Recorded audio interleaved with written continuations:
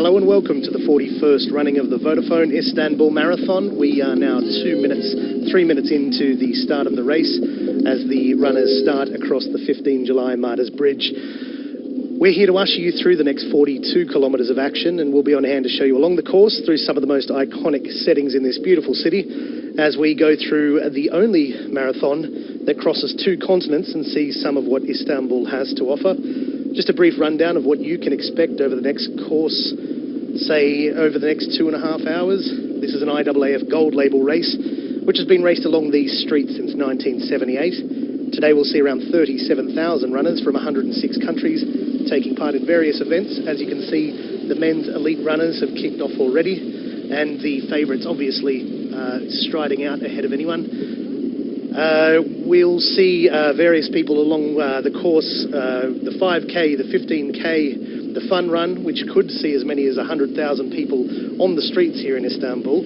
There's a wheelchair race that was underway about 15 to 20 minutes ago, already across the Bosphorus Bridge there. As you can see, the beautiful Bosphorus Strait. We'll see the streets swell as we get to a more residential area as people come out to see some of the best runners in athletics' toughest event. This year's motto is Istanbul is yours, don't stop, run. So we're already seeing that from a group of athletes in a rather cold morning. 10 degrees to start the day, but a beautiful sunny day here in Istanbul. There was a bit of worry earlier in the week with some rain around and some storms, but that's cleared away for a perfect side of the Bosphorus Strait there. Obviously the 3 Bosphorus bridges crossing, and then a little side of one of the palaces there. The runners will make their way across the bridge from there, which they will carry up through the district of Shishli, down Barbaros Boulevard into Besiktas, and basically from there along the way, along the water, from there across through the Karakoy district over the Galata Bridge and through all the way to the old airport in the Bakırköy Ataköy region, and back again to finish in Sultanahmet, just on the steps of between the Blue Mosque and the Hagia Sophia. So we're seeing here the favourites already making sort of a pace as they get along. A little information of some of the runners here. We have last year's carryover champion, Felix Trivet, who set the course record last year. He will expect to come back again and do the same again. We have in the female event, last year's winner is not here, but she went on and used this actually as a platform to win this year's World Championships in that famous race in Doha, where plenty of the runners were a bit under the weather from the heats, but no worries of that today. So let's finish up our stretches, let's catch our breath, and my fellow commentator today is Talha Duman, who will help us get underway. Thank you, Lachlan. As you can see on the screen, the route that'll be for this year's race will finish up at Sultanahmet, but as you can see, we'll be going through quite a lot of historical places in Istanbul, quite the city for history. You got your Turan Saray, Dolmabahce Saray, Vodafone Park, the home of Besiktas, all the way down to Galata Bridge. And then we'll be, updating you on the times of each and every athlete as much as possible, especially the elite athletes. Then we go up to Topkapi Palace, Sultanahmet Cami, the mosque, the Blue Mosque. And this stretch is a little bit more one of the flattest areas of Istanbul, actually. As a city known as, with 7 hills, it's pretty hard to find a place that runners can actually run without getting exhausted most of the way. And as you can see, that's where the old airport used to be. They built a new 3rd one, which is operational, the biggest in Europe. And then after 25 kilometers, they'll be turning right back up, going the exact opposite way. And they'll try to do their best to stand out for 42 kilometers. Hardest feat in running, basically.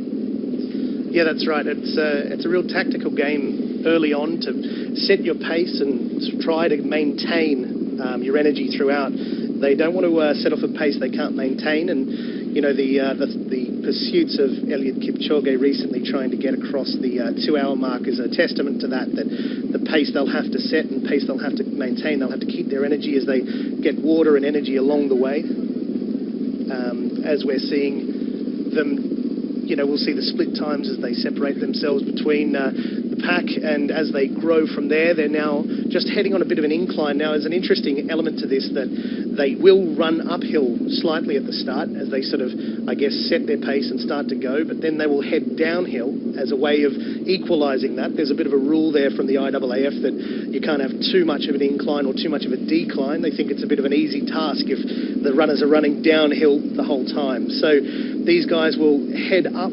I mean, this is primarily usually just chocked full of traffic and cars most days a week, so it's quite nice. And that's the valleys of Ortaköy there. That's actually one of my old houses just over there. So you can wave at my new tenants. But you can see them now just stretching out and really just trying to sort of feel the race in their legs and get used to the asphalt as well, and just get used to the race. And you know, one of the major problems here of marathon running is, you know, every morning you wake up different, and you may not necessarily be as comfortable as you hope, and they'll be sort of stretching out and really just trying to get used to themselves, and it's a long old time. So if they want to break a record, they'll have to be done in the next hour and 50 minutes, but you know, we're probably looking at around just over 2 hours for the winners here, and hopefully we can see a bit of history. Well, according to Helmut Winter's timing, he'll be timing the whole event today. The first 2 kilometers were run in about 6 minutes. With each kilometer lasting about 3:01, 2:59. And according to his projected pace, we can expect a possible course record for this time around. Yes, obviously the course record set last year by Felix Trivet, 2:09.57. His personal best is 2:09.23, which was set earlier this year in China, in fact. So he is in form. He's not the best or the fastest. We can say he's the best because he's the reigning champion, but not the fastest runner this year. Atnafu Zerahun from Ethiopia has run a 2:07 when he was in Paris in April. That was, April last year, April of 2018. This year he returned to Paris in a time of 2:08.31 to win that marathon. So he's probably the fastest runner on the field as of today. True, and now we're pushing to 11 minutes. As you can see, marathon running, as the famous Ed Caesar, author of 2 Hours, a book about running a marathon under 2 hours, says marathon runners by default must have resilient minds. And now we're only about 2-3 kilometers in, but you can already see that runners have to get through it with as much mental toughness as they can. Yeah, that first 5 kilometres or those first 3 miles, depending if you go with the old scale, it will feel slow for the runners, but I mean, these guys have been training all their life for this exact purpose. They'll have the pace setters who will help them sort of feel themselves into the race as they sort of develop their, I guess, their game tactics or their race tactics as how they want to run this race. You know, no marathon is run and won in the first sort of, I guess, even the first 30 kilometres. It's that sort of clutch time at the end when runners really have to, you know, feel the confidence to actually run out and take the race head on. Obviously, the end is going to be the fascinating part, when who can hold on, who can do whatever they can. But I mean, if you look at the Kipchoge split times for what he did in Vienna, and obviously it's not an IAAF ratified event, but he ran his first 5 kilometres in 14 minutes. So we're now at 9 minutes for the first 3 kilometres of the runners, but effectively they're slowly making their time and their way through, and they'll hopefully, for their own sake, be able to see it all the way out. There's been a few runners recently who, I mean, in the World Championships only a couple of months ago, who couldn't finish due to the weather, but this is probably perfect weather for running today. As you can see, some of the athletes going along the Bosphorus, the roller skaters actually, so they'll probably get there in a little quicker time than most runners. I'm sure I'd prefer doing that myself as well. Well, you talked about the weather, Lachlan. It's now 11 degrees, and you know, although you saw at the starting line that a lot of people seemed kind of cold, this kind of weather, as they get more into the pace and into their strides, will actually feel like t-shirt weather as they go along. Yes, that's right. Look, if this was run maybe 2 months ago or something like that, you would have had temperatures in the high 30s, which, you know, some people may want to run in that temperature, but that's what will destroy people at the back end of their race. As you can see, these guys already looking like they haven't even raised a sweat yet. Well, I wouldn't probably be able to handle the first 13 minutes, so not too bad a start. 13 minutes, and just an update on the splits. Now, we don't have an official time for the 5-kilometer official times, but according to Mr. Winter's timing, the first 4 kilometers were run in about 12 minutes and 12 seconds, and that's projected for still a course record for 2:08:43. Yeah, as we can see, the leaders there, Cosmas Birec so far, the Kenyan, the 34-year-old, he's leading the pack at the moment. His 2:08:03 in Rome last year was his personal best. He's just checking the time now. They're just checking the time now as well, just feeling their way, just checking their splits as they head down past Yildiz Park there, the entrance to it. Again, usually filled with traffic, Talha, but today it looks great. Today they're really striding out. This is the downhill part, which I think is a 75-meter decline, or as they head down the hill. Yeah, well, as you said, these are one of the more faster parts of the course because they're going downhill towards sea level after starting 78 meters on the Bosphorus Bridge, the first bridge. As we continue, this will be a little bit more where the runners' minds will be tested, their resilience, their psychology, how they cope with the increasing lactic acid levels in their legs, if they feel any, of course. Wow, that's honestly very interesting to see without any cars, especially at this time in the morning. That's right. Most people in Istanbul don't usually get up on a Sunday well after this race is probably even finished. So maybe in a couple of hours, those restaurants and cafes will start to fill up. Maybe a few people getting a shock as they see a few spectators. Now, we have our first 5-kilometre split. As we go through, we have 14:59, I apologise. Moses Kemai from Kenya leading the race so far. Obviously, not going to mean too much too early on in that sort of first group with Daniel Kivet and Peter Cosmas Birec also just clocking in at 15:01. So they're setting a decent pace so far, probably not world record, as we see the mums and dads and the sort of people trying to tick off their bucket list item getting underway here at the Istanbul Marathon.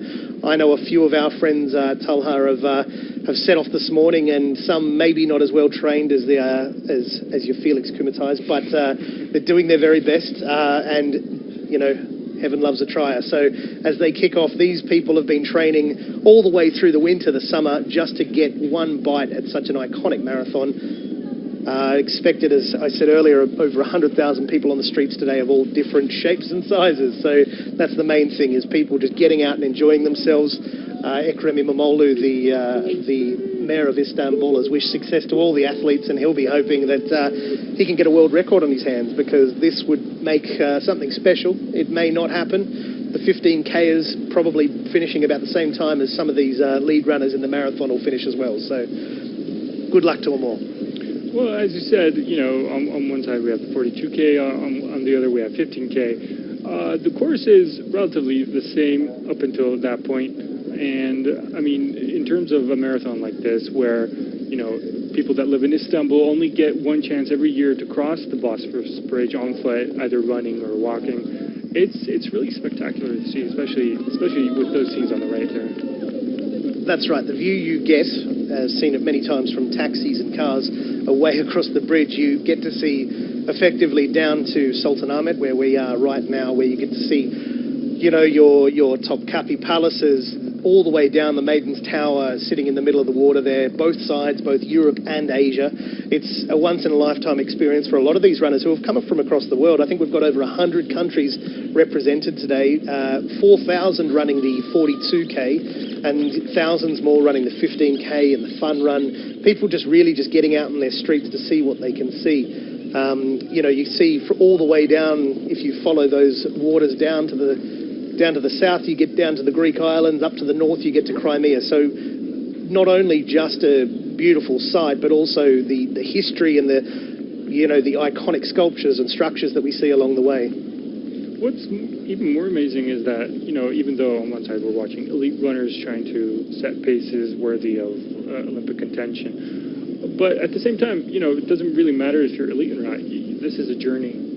This is a journey that you've been working for throughout the year, maybe a couple years, and everyone's story is different. Everyone, you know, finishes at the finish line, obviously, but it's a very unique kind of way that they get there, you know, either it be personal stories or the way that got into running, either for health benefit or for charity. So, as with most marathons, you get that kind of magical feeling of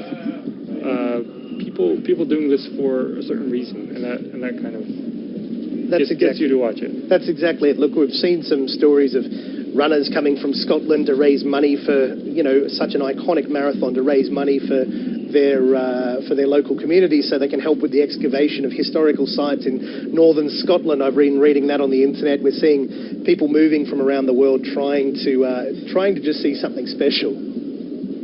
And that's the thing as well with the runners, the elite runners. Of course, they'll be focused on, you know, getting the prize money, getting the win, getting their best time, getting a season best time, anything. But that gives them an opportunity to take a look around every so often and take in what they're looking at. These are runners from around the world who this is their job, this is their day-to-day work, and, you know, don't they look great for it. Now they're just coming up to the approaches to the Dolmabahce Palace. There you can see the Vodafone Stadium, the Vodafone Arena, the football stadium, which Besiktas, the Super Eagles, play. The UEFA Super Cup was played there just recently between Chelsea and Liverpool, packed out with around 50,000 fans. Besiktas playing last night away in Antalyaspor, I believe, so no chance there of running into some hooligans, but there's another mosque there that sits opposite the stadium. It sits on the shores of the Bosphorus, and one of a few mosques of a similar design. There's another one in Ortaköy, which we've gone over. You may have seen from the view of the bridge, which as they run down now into, I guess, the district of Karaköy in Cihangir, which is slightly up the hill from it, sort of at the lower end of Taksim. If you're looking on your Google Maps, there's the Naval Museum or the Maritime Museum there.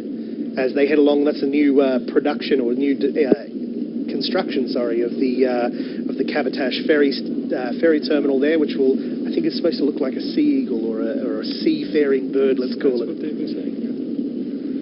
Currently in the lead for the men's side, we have Edwin Kipto from Kenya, followed by Moses Keme. And when you look at the time splits, after that steep decline from the bridge now down to sea level, they're being projected to finish at 2:06:09, which is a track record. But obviously, we have that long slug of flat asphalt all the way down to Yenikapı and past those places. And, you know, you never know. Maybe they'll continue on this pace. Maybe they'll fall down. Eager to see what happens in the next 2 hours. That's right, yeah. They're pretty much flat from now until they get up to Sultanahmet, where they have a bit of an incline. The last quarter mile, I believe, is a bit of a hill up. So they'll be thankful for that little downhill bit there, as we see one of those sea eagles they've designed the Kabatash ferry terminal on, nearly taking out the cameraman there. So again, the Bosphorus Bridge, there's that Ortaköy Mosque that I was speaking of, Chiran Palace there. The Ortaköy region, known for its little cafes, a bit of nightlife if you're interested. And down there you can see the Bosphorus Strait, some of the palaces along there as well. Truly some of the most iconic parts of the city, sitting right there on the Bosphorus, and your flash hotels as well. Some more runners now coming past the Besiktas Stadium. Obviously Vodafone, the name sponsor of the marathon here and of the stadium itself, so a nice little plug for them as we see the runners make their way effectively past the Kabatash tram stop, effectively, which is probably not as full this morning, but it's on its way now, and the runners really just feeling their way into the race as they make their way on the long straight road to the old airport. Well, when you look at everyone's journey, as I was talking before, you have people in wheelchairs, you have people running the 42K, 15K, the fun run, the 8K. You know, it's for Istanbul people, this is once in a lifetime kind of experience. And the more they run, actually, I've heard from friends, the more they compete in marathons or like 15K runs like these, the more you want to come back and the more you want to see the city in a very kind of deserted way, which is weird, obviously, but I mean, just that view. People say that you don't really feel the kind of the big crowds, that when you're in it, you don't really realize that it's like a lot of people. I mean, you're thinking, can I get to the end? Will I finish? Do I know the way? Will I get lost? Obviously, for the runners you see right now, that's not a big problem. Yeah, so it's an experience that every person out of these hundreds of thousands of people will have. Yeah, look, that's right. And as these sort of professional, let's call them elite runners, because that's exactly what they are, they're now sort of creeping their pace up towards where they want to be. They know they've done I guess the variable work of going up and down a hill. They're now sort of feeling their way into the race, and they can sort of just start to tick over and conserve their energy and get the water on board, because that's a necessary thing as well. You may think, oh, I've got so long to go, I don't want to get filled up, and but they'll need to take on their water, they'll need to take on their energy, and they'll need to just sort of feel themselves into this race as they continue to sort of work not necessarily just on the physical aspect, because they've done the training, they know that what they're doing. So many of them have done so many of these before, but it's the mental aspect. Again, as I said earlier, the courage to take the race by the scruff of the neck and really just make it yours. And if you want to win a course record, if you want to win, there's 50,000 reasons why you would want to win this race. That's the top prize money there for the winners. I mean, if you were able to do something like this, you'd obviously go for the big money, wouldn't you? Well, exactly. And it's not just the prize money for the winners, which will get them 50 large. If they set a course record or a world record, they'll get another lump on top of that. So any win for both the men and the women will get them $50,000. Second place will get them 25. 15,000 for the bronze, and from there 7, 5, 3, 2 and 1,000 for the rest of the top 8 in both the men's and the women's. If you get a 2:08.59, which is a pretty decent effort, that's another 10 large for you. So, and 2:24.59 for the women. So there is plenty of motivation. Obviously, they're not doing it just for that. There's quite a few other reasons as well, and just personal bests for these guys. They train their whole life to edge closer and closer. I guess partly to that 2-hour goal, but there's enough motivation in it for these guys. Well, you were talking about records. I mean, there's always the fact that running under 2 hours was, until recently, seemed impossible. I mean, when you look back at the first marathon winners, even people thought women couldn't run under a certain amount of time.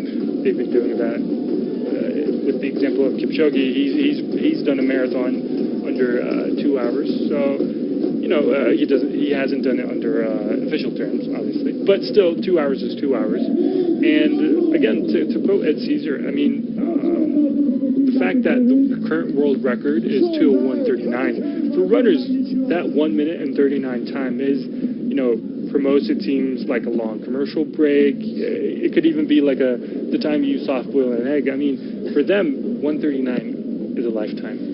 That's exactly it. The timing. It's one of man's final frontiers, let's call it, in terms of athletics.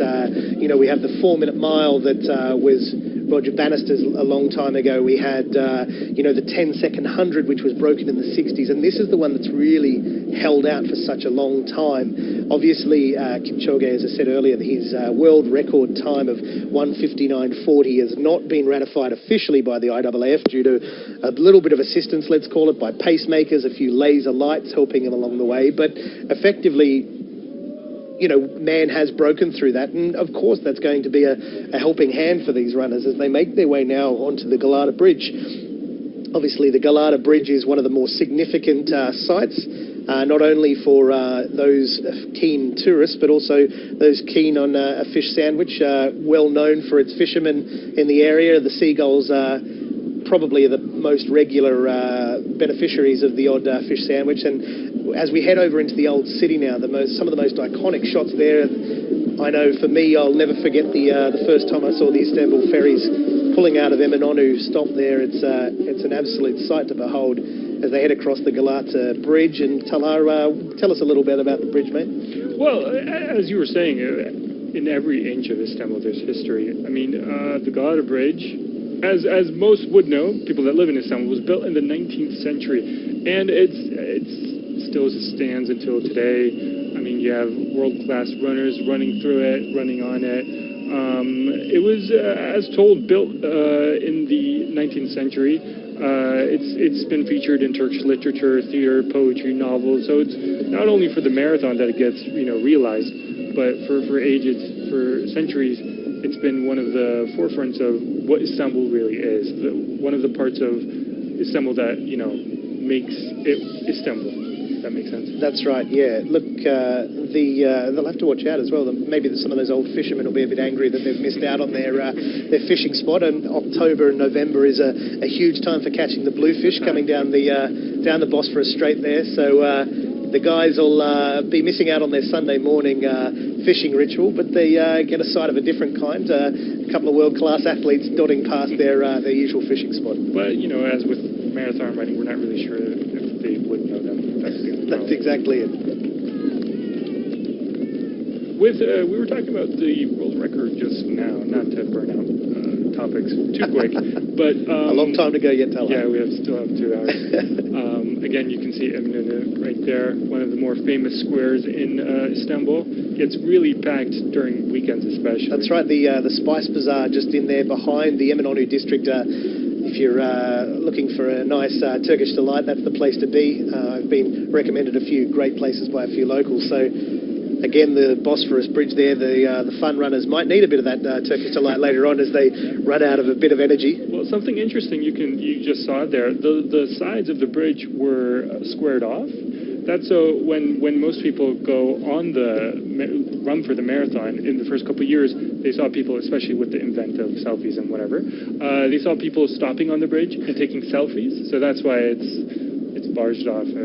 Doing it all for the gram. That's what it is. Exactly. That's what's important. Not for these runners. Not for these runners. No. They might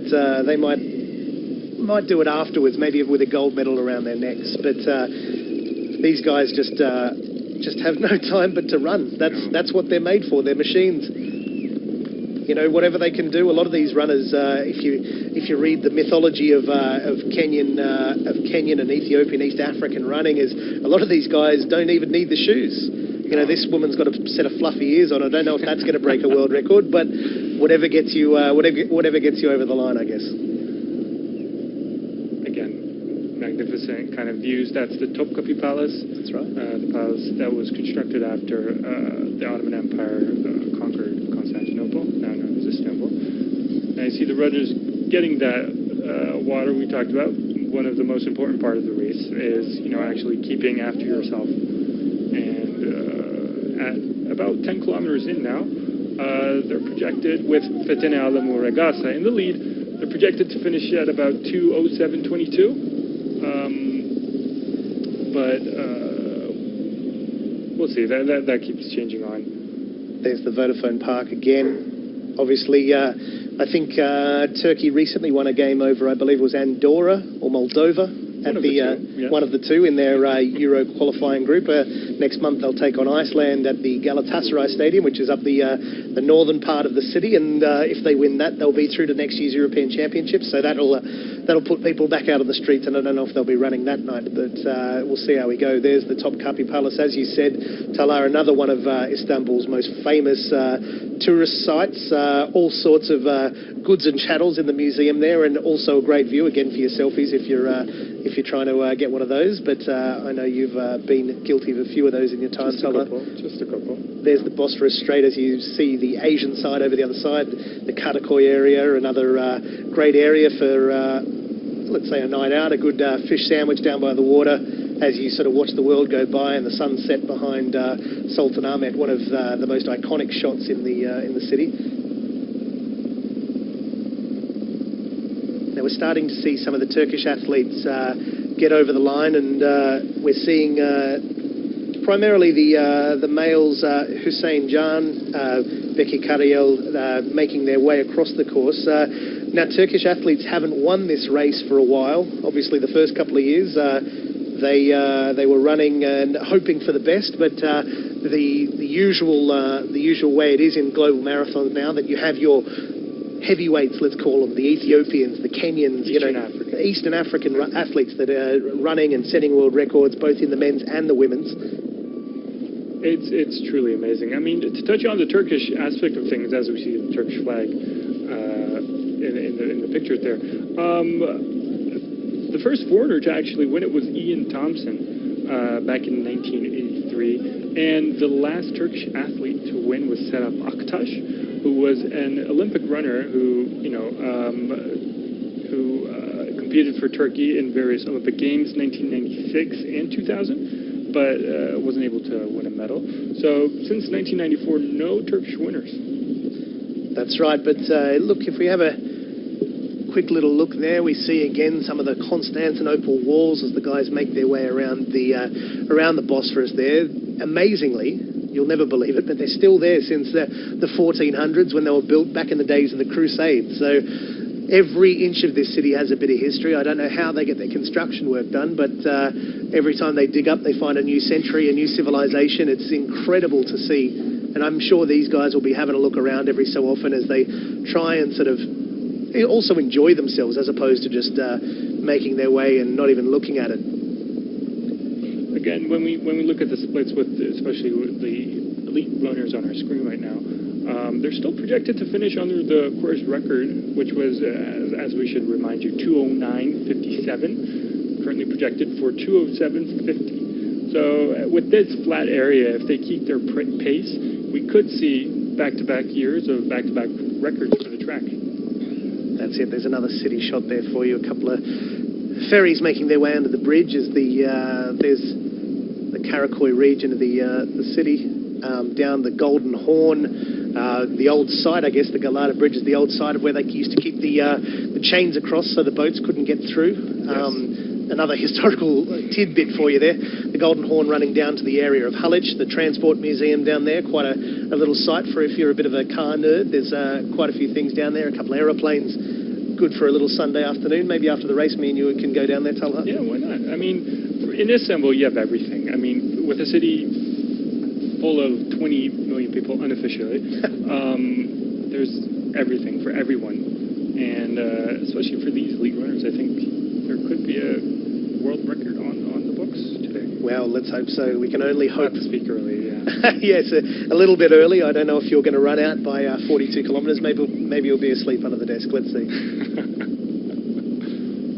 Now 35 minutes into it so far. We're sort of at the 11-12 minute mark. They're still on track for about 2 hours, 7 minutes as they make their way along. I think these guys on the right-hand side here, the 15K is getting underway. Not quite at world record pace there. No, certainly not. Yes, they might be legends in their own lunchtime, but they're out there having a bit of fun. 100,000 people on the streets today will be quite a sight, locking down the city, people making their way through town. And, you know, usually they'd be sitting there, as I said, a million times over, but I can't stress it enough. Plenty of traffic to sit there and watch through on a Monday to Friday, yes. Planning their run, planning their way across the course. Guys who are making a little salute there, trying to salute the camera, getting their own little piece of fame. City decked out in Turkish flags. Obviously, it was the Republic Day only last week. Yes. The city, you know, that Bosphorus was turned red and white and gold in huge fireworks display that, you know, sounded, so you could hear across the city. As the guys make their way across, they might be making some fireworks of their own as they head along the road. They're making their way now around the Sultanahmet area, the old city, up to their right-hand side. So they're making their way now across I guess it's the Kennedy Boulevard, I think it's referred to as. Yes. Which I don't know who it's named after, but maybe you could fill me in, Tella. Maybe. You can only guess, mate. You can only guess. Okay, Edwin Kipto, still in the lead there. He's just sort of running that lead pack as they sort of... With pacemakers, of course. Yeah, the pacemakers will be helping their way along. Now, pacemakers are a bit of a, let's not say a dirty word, but maybe not the IAAF's favourite thing, but you do need that. You need people, and effectively the pacemaker will keep you at a certain time. They will run a certain pace. They will lead you along. They will help those runners really just maintain it. You know, this is as much a mental thing as it is as a physical thing. These runners know how to run. They've done it their whole lives. They've done the meters. They've done the hard yards. you know, this is the way they do it, but they do need, there is a requirement just to get them into that physical process of continually running. Just keep going, how not to slow down, how not to tell your legs to keep going effectively, because otherwise the mind can play tricks, and that's what most first-time marathon runners will tell you, is that after 10 kilometres, if you can make it through 10 to 15 kilometres, you can make it anywhere. So they're just making their way along there. The guy on the motorbike's probably got an easier time of it himself, as the guys make their way around alongside the water. A nice little view of the seagulls and the tanker ships coming their way into the port, and working their way along the old city as they head down to the old Atakoi region to make their way back at the 25-kilometre mark. Just watching them right now, you could almost say the peak of human physicality. I mean, we're 12 kilometers in, 30 left, and as a person who doesn't really run long distances, you can't really imagine what it takes to do this. Well, that's exactly it. These guys will be sort of telling their legs no, telling their mind that they can keep going. You know, the pace setter there on the left-hand side in the blue and the orange, he's got an easy job of it. He only has to do a couple of Ks and then he can drop out. He may finish as well. Pace setters obviously can continue, and the roller skaters can do as they please, it seems, on the roads today. They're probably a rare sighting. They're having the most fun. Yeah, they're having the easiest time of it as they roller derby their way to... I'm not sure if it's an Olympic IOC ratified event, the old roller skate marathon, but each to their own, I guess, and why not enjoy it while you get the time? You won't get too many other opportunities apart from the Istanbul half marathon, which runs over probably, you know, April, May sort of area, I believe, just before the summertime kicks in. So those roller skaters getting their time in the sun and a little bit of time on camera, you know, just obviously can write home to their mums about it, about the time that they ran the Istanbul marathon. Well, rolled. Yeah. It rolled their way. Yeah, a couple of supporters getting out now, starting to make their way along to the course. Here we have another the starter's pistol about to go off again. And again, thousands of... that was from the start. Just there we now. go. Yeah, when the race began. I mean, they're saying hundreds of thousands of people will be on the course, not necessarily just for the 42K, but it's, as I said, I can't emphasize this enough, it's once in a lifetime. I mean, when you look at how marathon runners train every year, they're generally compete in 2 marathons every year, and they build themselves up to each one, you know, according to how the course is, if there's an incline, a decline, how long the flat spaces are. And it's, I mean, there's a point to this, obviously, with the Istanbul Marathon being a gold label race by IAAF, and according to some rules, if they finish in the top 5, they could go to the Olympics. And that's exactly it. These guys will be setting their sights. Obviously, we've got the big time marathons, the New Yorks, the Bostons, those sort of ones that take most of the headlines. But the reality is, Olympic qualification is on hand if they can not just finish in the top 5, but make their way into even a course record. The Olympic Games next year is obviously the key to any athlete, no matter what sport it is. May not get it for commentary, but at least we're trying our best here, and that's the main thing. If these guys can make their way all the way to Tokyo, or at least Sapporo, where the Olympic marathon will be next year, they could have, the dream of a lifetime. We've got a few runners in the field that have spent time at the Olympic Games, but everyone wants to get back there, and you don't get many opportunities to do that. So the top 5 finish today could really make a dream come true for a couple of these people.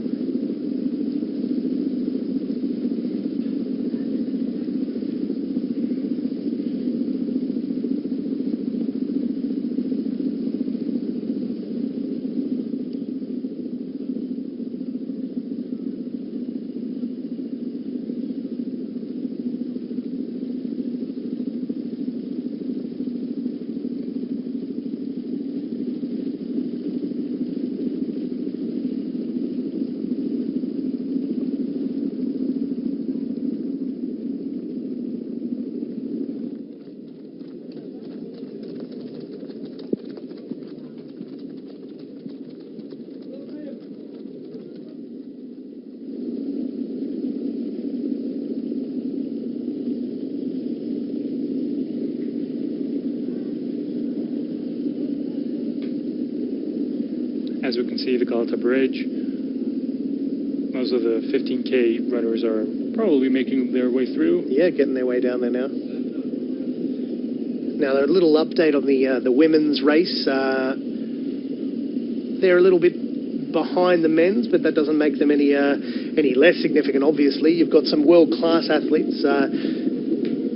Veselin Jepkesho, the Kenyan, she's 15th, or she ran 15th in the World Championships in 2009. Now, she's got a bit of a record. Outside of those major championships, she's finished in the top 4 of all of her marathons to date.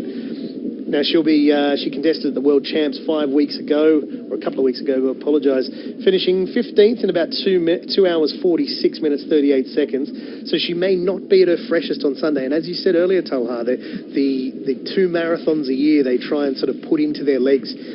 Obviously, $50,000 will be enough of an encouragement to get them through or get them over the line. But obviously, that's an important thing to remember, that this isn't necessarily the only marathon they will run. This isn't a once-in-a-lifetime thing. This is a career. This is an opportunity for them to keep the process, ramp up on the way to the Olympic Games or the Olympic Game trials and get those timings over the top. Because, look, let's remember that for the women's there's the 2 hour 29:30 is the qualification for the Olympic Games next year in the Olympic Games next year in Tokyo, and for the men's 2 hours 11 minutes 30. So in any of the gold standard races. That's right, in any of the gold standard races. But obviously, in the women's event, we have a record here of last year, which was 2 hours 18:35 by, well, the world champion now, the Kenyan Ruth Chepnyet. Sorry, I apologise to her out there. I'm sure she's watching. But Ruth Chepngetich, she's the world champion now, but obviously the 2018 Istanbul Marathon was what put her on the course to that. Not here today, but the women's and racing women getting through. Fatima Sado, the Ethiopian runner, she's a winner so far this year in the Osaka Marathon, so she's got a bit of a record in Japan. And so that was her best time too. That's exactly right. 2:25:39. 2:25:39, taking her to her win. She's got a bit of an interesting story. She's an Ethiopian, grew up at an elevation of 2,350, which probably help any marathon runner, a bit of lung capacity there.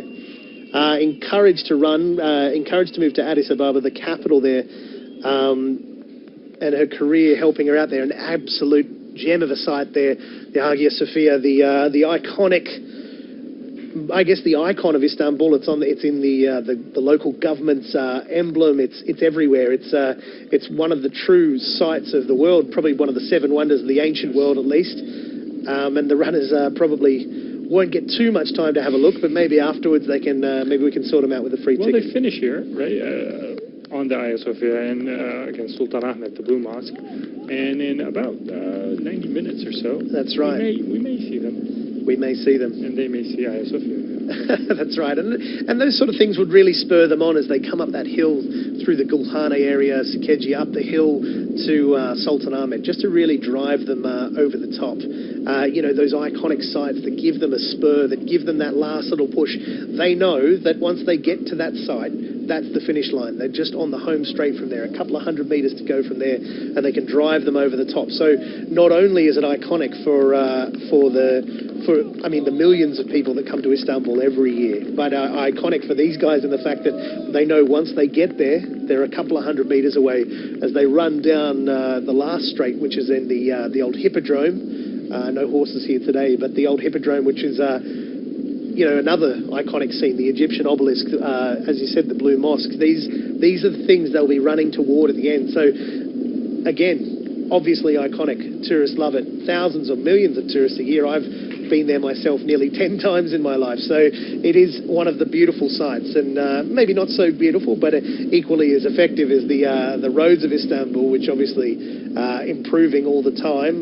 Maybe decades ago, let's say, they probably weren't the best, but these guys need to have the best asphalt to run on, and that's one of the IAAF regulations. The walls of Istanbul, as we mentioned a little earlier, is all around the city, just you can be walking down a street and a part of an old Byzantine wall will appear. It's one of the another little charming little bit that in this city, the neighbourhoods, you can just appear in the middle of nowhere. Some of the towers falling in slightly, some of the towers looking like they were built yesterday, others looking, let's say, a little dated. Could do with a bit of tender and love and care and a touch-up, but no DIY people for the walls of Istanbul, but hugely iconic.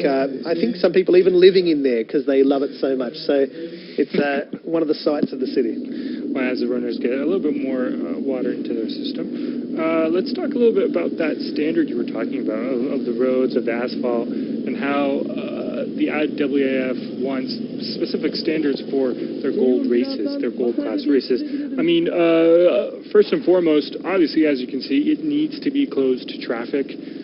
Runners would probably not be able to make that time if they were, you know, afraid of cars and dodging cars and all throughout. As you can see, runners continue to cross the line, cross the start line, go into their races, maybe 15K, 8K, or even a fun run. And as with the beginning, it was all about getting it started, getting the fun started.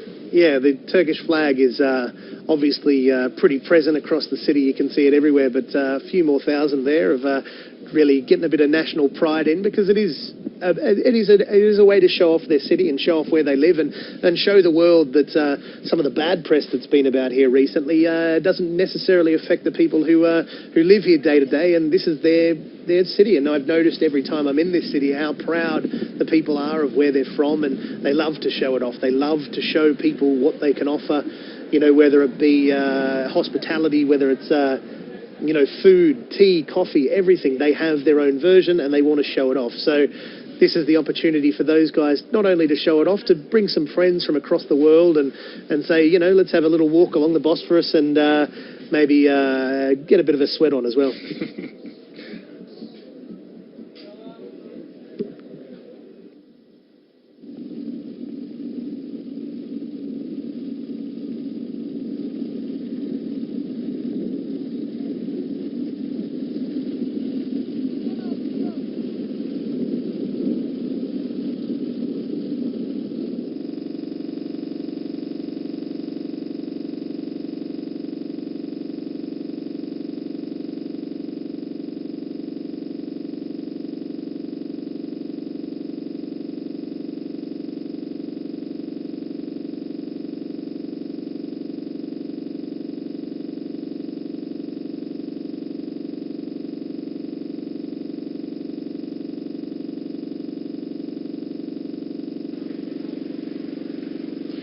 As you can see, we'll update on the times right now. Now, according to, again, unofficial timings, 16 kilometers have been done of about 48 minutes, 27 seconds, and that's projected to go for 2 hours, 7 minutes, and 45 seconds, just about under the course record. But you never know, there is still that incline that we talked about, right at the Blue Mosque, right towards the end of the race, which can always, you know, make or break your race here in Istanbul. As you can see, Tubabu is leading in the women, and for the men's, they've still got a way to go, at least an hour, 70 minutes.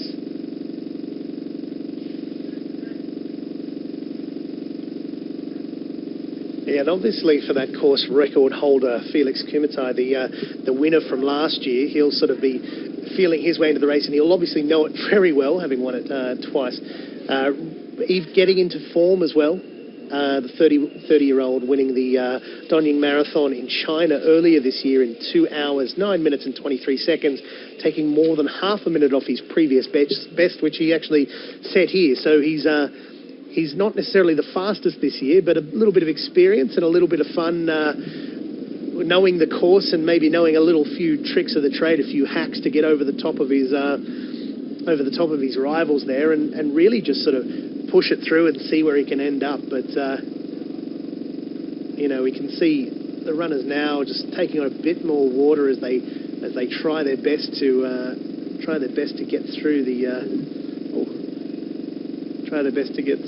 the course, as they make their way around to sort of the open plains as well. They're a little bit constricted maybe at the start of the race, buildings all around them, tree-lined streets, waving fans, but I guess this is probably the most isolated part of the course as they head out to sort of, I guess it's most days of the week, it's usually a highway running out to the old airport. Again, full of cars. Yeah, again, full of cars, but that's one of the charms of the city, let's call it, Talha, is the proximity you get to your local passengers as well. So a few fans watching on there as they make their way along the road.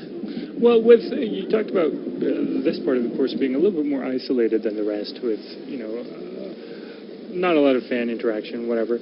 That may actually be... Well, not a lot at all. There's just one there, Talha. Well, yeah. Well, that may be enough for some. But that actually, as I was saying, may be an advantage for the runners because, as some people have said, I mean, running, especially trying to go under 2 hours, trying to get world records, they call the land beyond the 2-hour barrier the Narnia of distance running. So if you call the 2-hour barrier that, for some, they have their own 2-hour barriers. For some, it's just finishing a marathon, just going through 42 kilometers. And I think, like I said, this part of the course may be a little more advantageous for the runners that are strong in their psychologies, and that could go the way to win it. Yeah, exactly. As they make that turn back at the sort of 25-kilometre mark here, up the, let's call it the end of the course, but obviously not even anywhere near where finishing. No. They sort of will start to sort of regulate, and they'll know that this is effectively, well, maybe not the home stretch, but the final straight. And once they get to the end, they'll know the course. They've obviously run it one way, so they know. But by coming back, they'll know exactly where they want to be, how they want to be, what their timings they want to be. Obviously, they're well aware of how they're running and where they're running, and they'll just sort of edge their way ahead. Just either not just make him, but also break him as well. They'll stretch him out. They'll use the pace setter. You want to sit in the middle there of that little, I think they call it a bus. You want to just sit there and let them do the running for you. It's almost like Tour de France cycling. A little bit of aerodynamics comes into play. You sort of let them break the wind and push their way through the breeze, and let them be the ones to run the race, and you just hang off the back and work your way through it and run your own race. And that's the major thing for these guys is, yeah, they may be running in a group, they may be having a chat, they might be all friends now, but when it comes to the crunch, when they hit the road up to Sultanahmet, they'll kick into gear and they'll try and make that play for the win. And like you were mentioning, letting the pacemakers do their work is probably one of the more important things. So that's why they're there. For the race. If I was a runner, I don't know how I'd be able to focus with these kind of like historical monuments around. Well, there's another one right there, Talha, the Dolmabahce Tower, one of the most iconic places. Obviously, I think it's the last palace of the Ottoman Empire. Yeah, that's true. And obviously a significant part of where Ataturk was where he passed away back in the old days, and the father of the Republic, one of the most important men. Everywhere you walk around this city, you'll see depictions of the former Turkish leader, obviously, who brought in the Republic, and which they celebrated on November the 5th. Well, he died on November the 5th. My apologies. Yes. But which everyone celebrates. It's quite a rare scene to see, actually, in a big city like Istanbul. 20 million people. When it's 9:05, everyone stops. Everyone stands for a minute of silence, and they remember the founder of Turkey. That's right, a hugely significant figure, obviously a long time after his passing, but still just as significant. Flags bearing his depiction around the finish line, statues around the city. We see him, he's never really gone, I guess, for the locals here. Obviously, hugely significant. These runners may not be too well aware of his history, but they won't miss out on seeing him at all. Another, obviously, if you're talking about icons of Turkey, there it is again, the Hagia Sophia, the museum. Truly a sight to behold inside and out. You can go up in there into the top, see the mosaics of the Christian period, the Islamic artworks, or the shields inside there, all just showing, I guess, the unique elements of this city. As you can see there, the unique element of the Martyrs Bridge, East and West meeting together, Christian, Islamic, secular, anything you want, you can find it here, as the people just get on with life together. And that's the whole point of the marathon as well. People from all walks of life competing. All runs of life as well, Tyler. Yes, exactly. Especially today. That's right. Those guys might not be setting the pace of our running, the runners there, but they'll be doing what they can all the same. Obviously, a mixture between some of the fastest female athletes and the guys. Let's say I won't say dragging the pack, because they're really just making their way through and setting their own race. Maybe a final push at the end to tear their way through the course, but. The mixture of the two, obviously, the female women's marathon, their course record is a few minutes less than the men's. 2:18:35 last year's course record for the women's. There's no real chance of that being broken today. If you look at the season bests of the women, 2:22:59 in Nagoya by Visaline Jepkesho, the Kenyan. She set that back in Nagoya, Japan. Now she's will turn 30 next month, actually, so she'll be the big 3-0. Maybe she can ring that in with $50,000 worth of fun if she gets her way across the line today. Won't be too bad. Yeah, not a bad way to ring in your let's call it birthday month.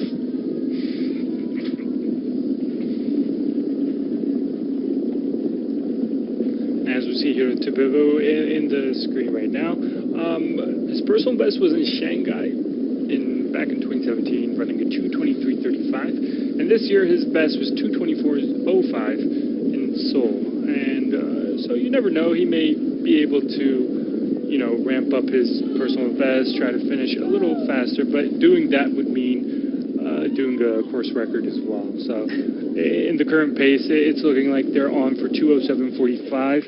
So he may not go as fast as that, but we'll still be watching.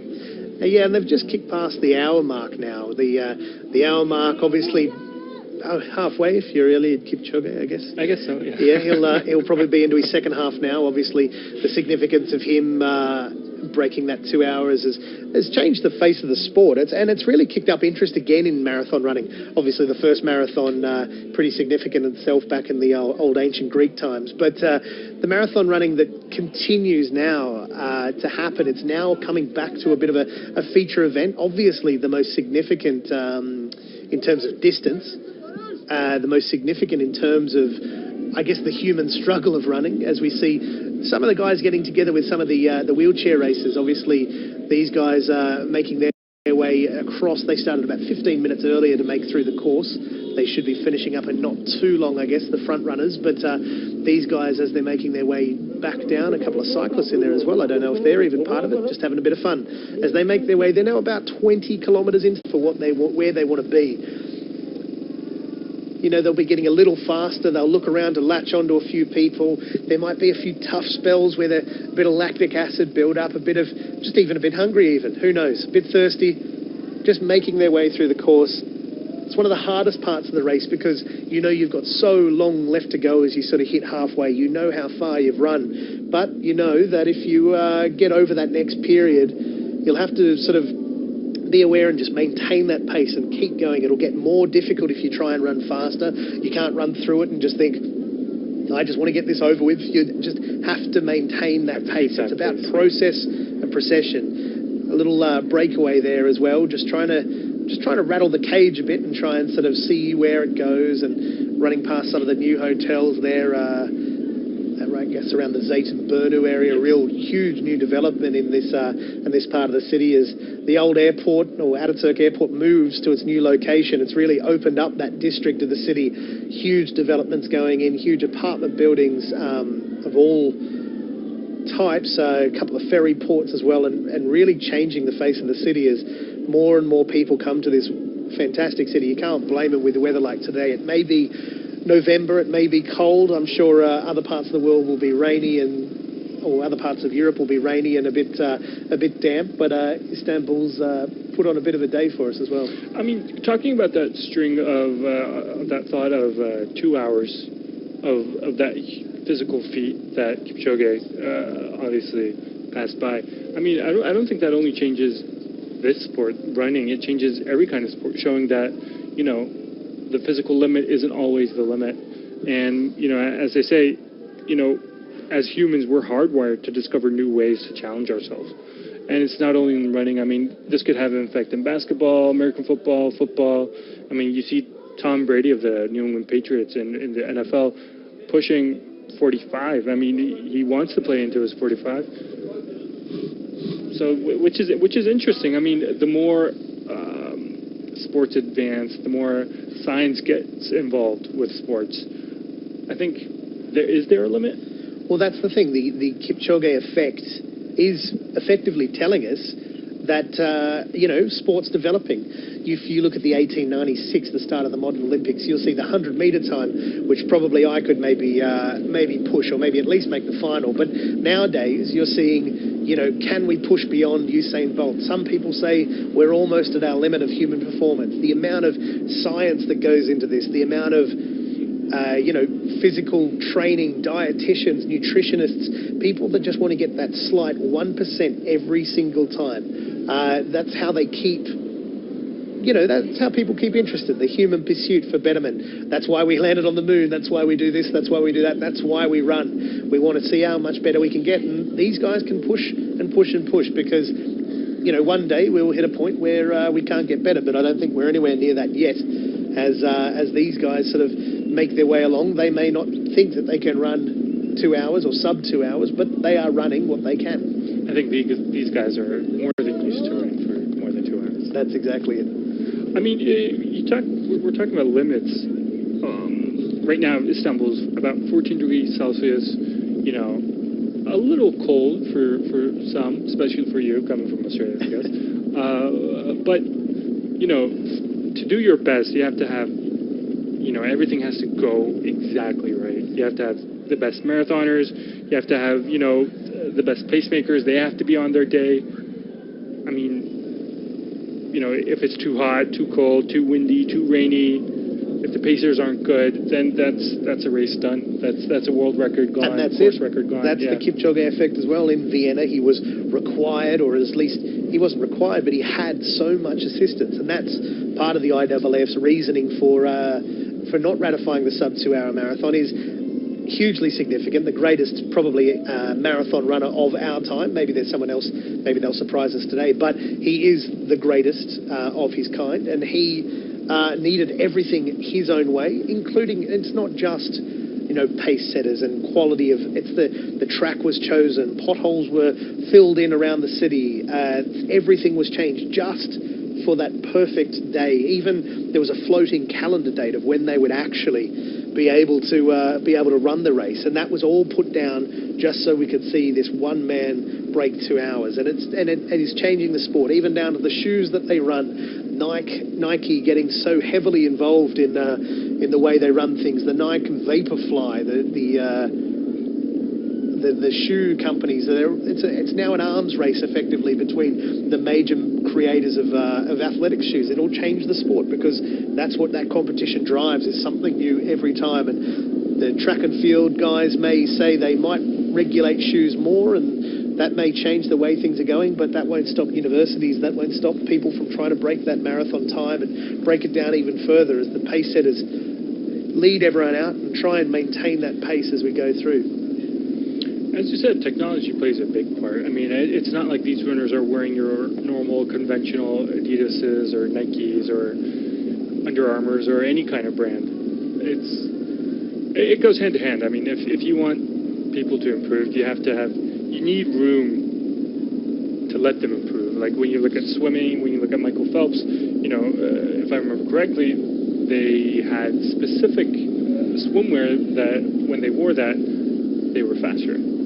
That's exactly it. And, you know, the big argument is, like comedian Bill Burr says, you know, if you want to see people go faster, you have to give a little bit of leg room. That's exactly it. Well, leg room these guys have plenty of now as they make their way around around the track. They're set at a slight incline there again as well. I'm sure they won't be too happy to see that. They're over the halfway mark. They're hitting 1 hour, 4 minutes and 9 seconds. A projected 2:08.18, which is a decent time considering they've woken up early on their Sunday morning, and it will break the record actually if they do get across in that time. Obviously the back end going to be a bit tougher, but again the Kipchoge effect showed us that he ran his second half of the marathon faster. Once they get into that pace, once they feel where they are, they'll know the road, and they know if they have to run up this hill on the way back they get to run down it. So it's always a helping hand from there. Maybe they'll dip into that steakhouse for a bit of protein on the way past. It's a nice steakhouse. As we can see, you know, two sides of the race, two different stories, both sides trying to do their best. That's what marathon running is all about. Yep, just hit that time. It doesn't matter about time, it's about finishing. It's about the journey, as they say. The people who have trained endlessly to get themselves to this point, they've put in the hard yards, they've put off, you know, holidays and weekends away and nights out and restaurants and, you know, maybe the odd steakhouse meal that young Talha enjoys himself. Maybe they haven't been able to. They've probably loaded up on the carbohydrates last night, and that's the way of marathon training, is that you never run, or they say you should never run a marathon until you run the marathon. They have been training different lengths, different timings, different styles, different ways just to push their body as far as they can.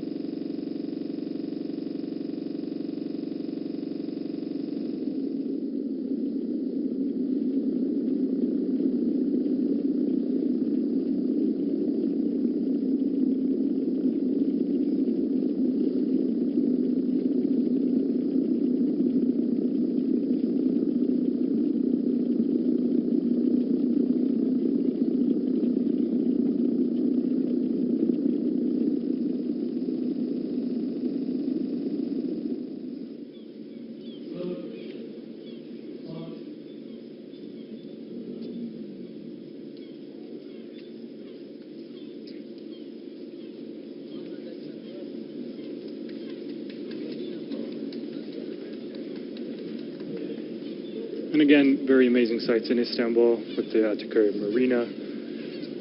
Well, with the city, you know, situated right in the middle of a strait, the Bosphorus Strait. I mean, sea life and the life you have in the city go hand in hand. And without boats, without, like you said many times, without fish sandwiches, hamsi even, it takes a different kind of identity, this city.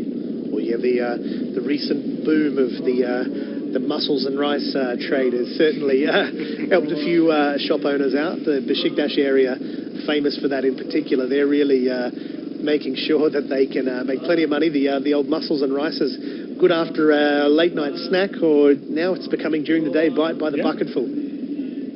And if they knew about it, these runners, they'd probably be running faster. Maybe they'll be tucking in afterwards. There's a few fans waving in the background there, getting people excited to be here. They're now about just over halfway through.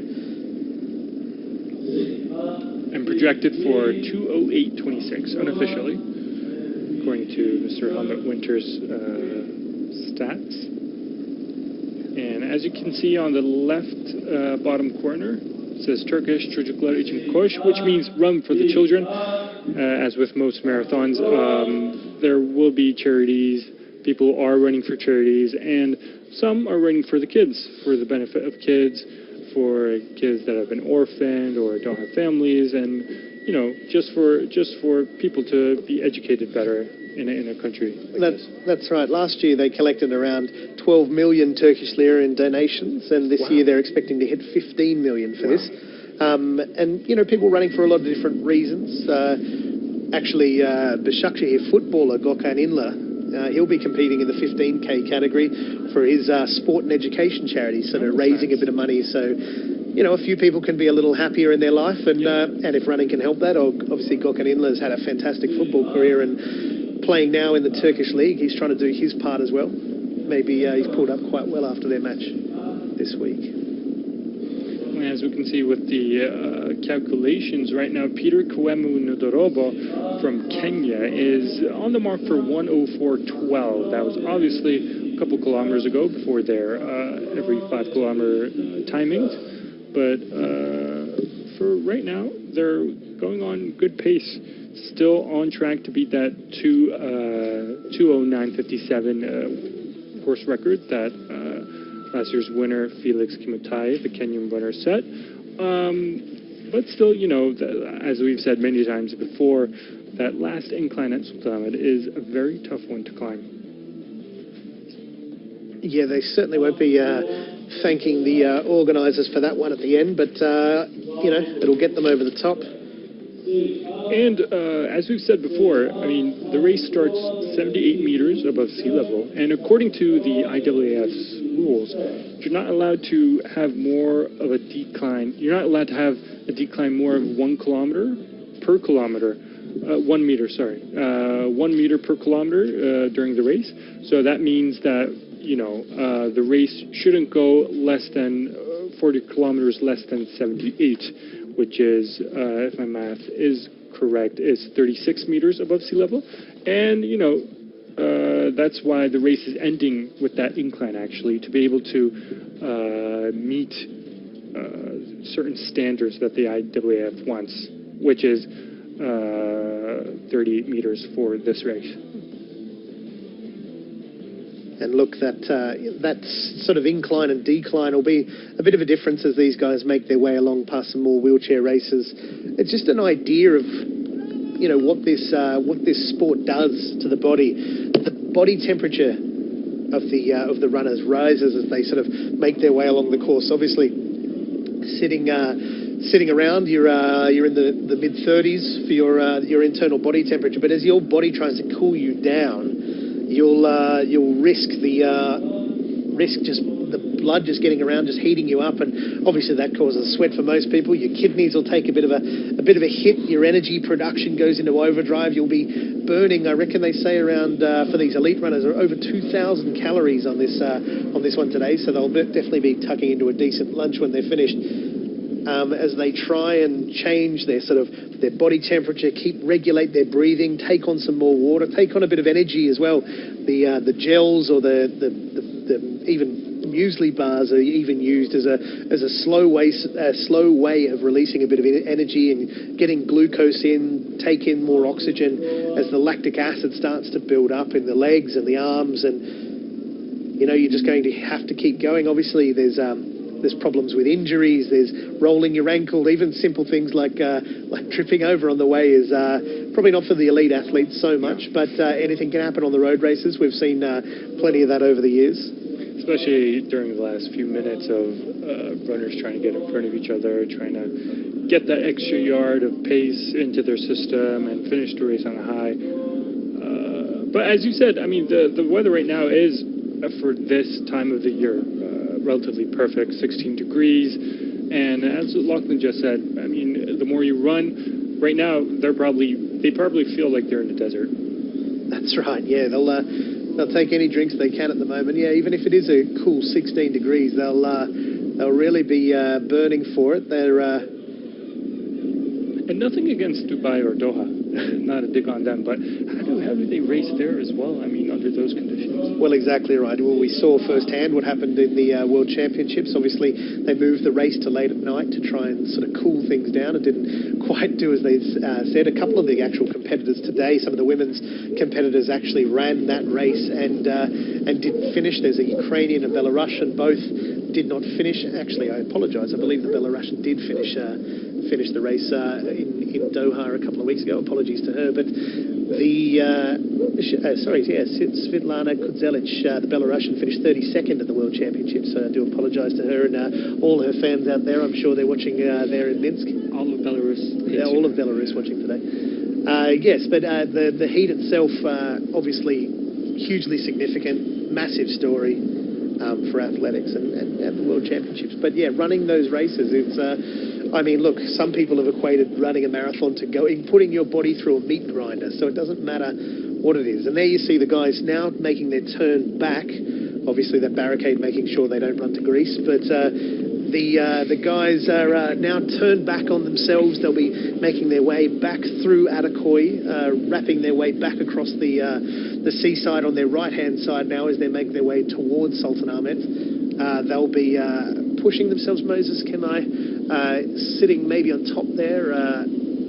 Daniel Kibet as well, Felix Kumatai. It's just sitting in the pack, and that's exactly where he wants to be, just on that front line, just feeling his way into the race, letting them do the running for him, and he can just sit there and pounce whenever he feels it. You'll start to see now as they sort of hit past halfway, the big timers, the ones who know they can win this. This is when the mental game kicks in. This is where their focus, their drive starts to say, oh, if you want to try and keep up, I'm going to push you a bit. These guys know exactly how many gears they have and how they can just click over into overdrive and watch them all drop away. And that's the difference between a marathon runner who's just willing to finish and a great one who's willing to win. It's all about the courage to take that race on and make it yours. Now pushing the 1 hour 20-minute mark. The runners that we just saw are projected to finish at 2:08:26. So they're getting a bit slower in some parts, but also kind of getting faster as well. So you never know, maybe still a course record on hand for the following hour or so. That's right. They're hitting around 3 minutes per kilometre there. That's a cracking pace to get 1 or 2 kilometres out, let alone now being well over the 25 mark.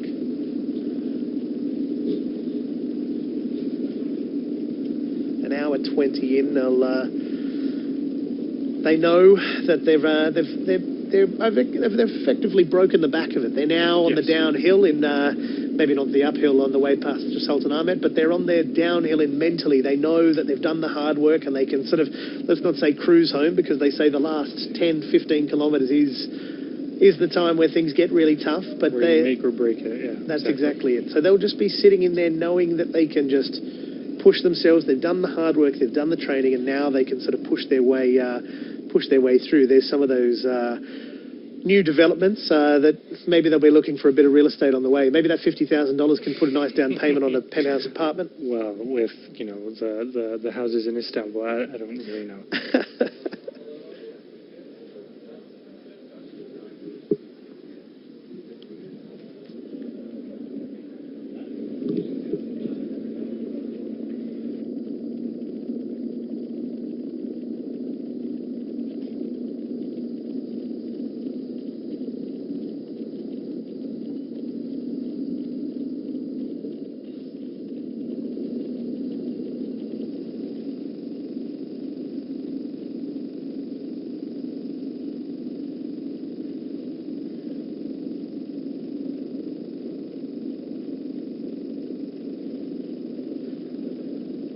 This is the first marathon, or the first, let's say, IAAF gold class marathon for Aykut Tashdemir, the 29-year-old Turkish runner. Just holding in there, making a way across the course and doing the best they can. Not all runners, obviously, are just marathon runners. They're 5,000-metre runners, 10,000, 1,500-metre, just really pushing their way through the distance events. A couple of people really enjoying themselves there as they kick off their bit of the fun. A few balloons going around, which probably isn't a pace setter that they'll need to follow, but people tearing off on their Sunday just to get out and about. There we see the Turkish flags waving high, even some walking sticks there. Any way you can get over the line, even with jumping jacks, you can get your way there. Nice little sight there of some balloons taking off into the Sunday sun with a bit of a classic Istanbul backdrop of the minarets of the mosque, the apartment buildings, and a 4-lane freeway. As we see Aykut Demir again in that group, He actually, as far as we know, never ran a full marathon officially. He ran a half marathon, finished mostly in Turkey, Trabzon, 10Ks, 8Ks, 5,000 meters, 3Ks, 2,000 steeplechases in Sparta. But he's hanging in there as far as we've seen. Yeah, and half marathon timing as well. He's run those. We've seen back in April in Kiev running a 65-minute half marathon. So he's now pushing himself into a new distance. Obviously, a bit of a bucket list item for him, just to push his way through and try and sort of just see where you stand. You never know until you try it, do you? Yep, exactly.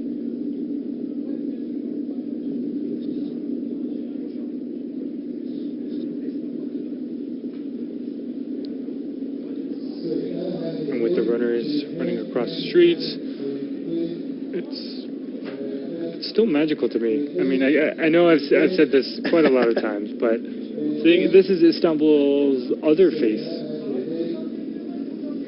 And there we see the split between the men's and the women's. A couple of blokes in there as well, just sort of setting the pace, helping out and making their way along. The men's obviously a little bit faster. Just no reason for that apart from, let's call it genetics, but the blokes, the men getting their way through the race and pushing their way forward. The women, obviously you got some big namers, Tibebu, Sifan Melaku, the Ethiopian, Angela Tannoy, making their way through.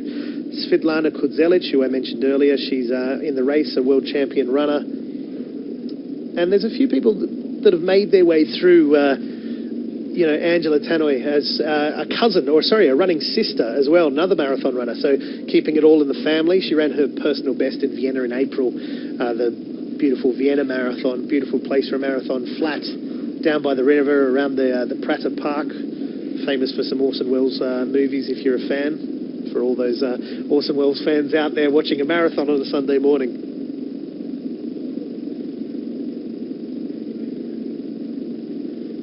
And of course, there's the Turkish athlete Elvan Aybalagesi. Originally Ethiopian. Originally Ethiopian, yes. Spending a fair few years now. 37. Began her international career at the age of 18 in 2001, where she won the European 3,000 and 5,000 metre titles, setting a national record for Turkey. She actually set the world record of 8:31.94 in the 3,000 metres in 2002 in Brussels. She's had her run-ins, but she did compete at the 1,500 and 5,000 metre at the 2004 Olympic Games, and she'll be hoping that she can make something special today happen. At the 21-kilometre mark, she's sort of hitting an hour 13. As we just saw here, Tibebu is looking like she's leading the race for the women's side. For this year, as we look off to her results, she started in Osaka but didn't finish, unfortunately. And in Seoul, she placed second in her personal best for this year, 2:24.05, which for the women's could be enough to win it here in Istanbul. Yeah, that's right. It'd give a real nudge at some of the men's times as well. There's the sort of grouping sort of split off into their packs. Doesn't matter man or woman, you can run together as long as you can get through that 42 kilometres, obviously.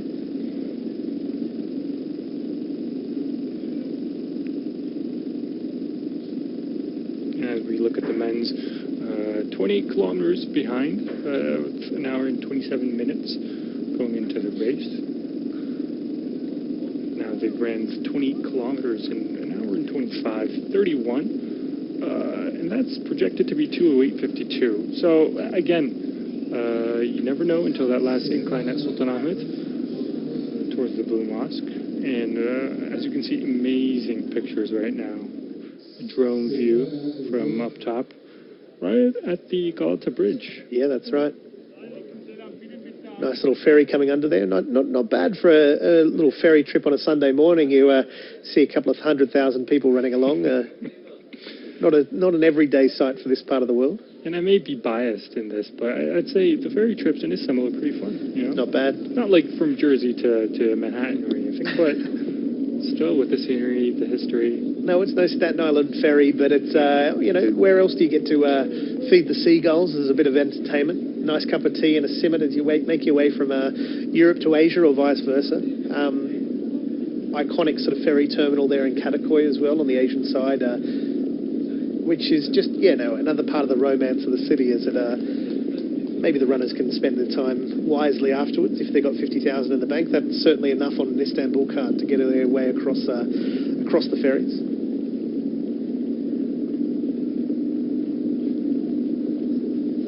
But if you look at the timings there, Talhad, between 22 kilometres and 28 kilometres, they're sitting around, the times do fluctuate. They're usually, let's say 5-6 kilometres ago, the men's runners were at about 2:08.18, and now they're at about 2:08.49 for the 29 kilometre. So yes, they are slowing, but each kilometre is at a different pace. Everyone they may pick up their pace, they may feel their sort of heartbeat, they may look at their heart rate. The pacemaker might be, having a bit of water. There's also seconds that drops out due to water intake, a bit of food, as their body processes, as they get the energy from the stuff that they've eaten, and sort of gives them a little kick along, and as they make their way through the course. And again, iconic visuals from the Galata Bridge.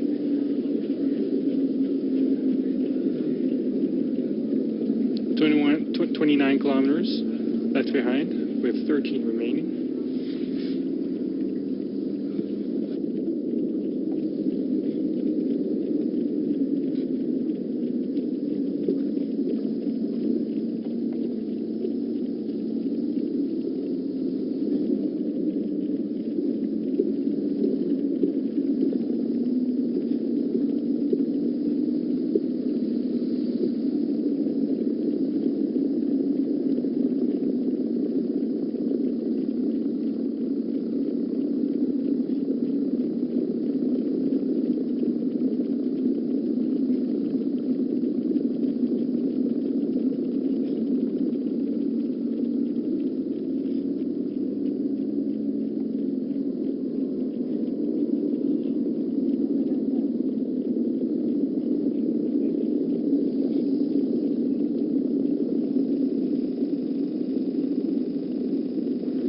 There's a shot of the leading men and the leading women. Felix Trivet obviously setting a course record here last year, but he returns in better form this year, as we mentioned earlier, winning the Dongying Marathon earlier this year in 2:09.23, which would put him about 34 seconds under his course record. That was his previous best, but he might need to produce another lifetime best if he wants to become the first back-to-back men's winner since 2011. Yitial Adnafu of Ethiopia is the fastest in the field. We know it was 2 hours and 7 minutes in Paris last year. The 26-year-old returned to the French capital earlier this year and recorded a season best of 2 hours, 8 minutes and 31 seconds.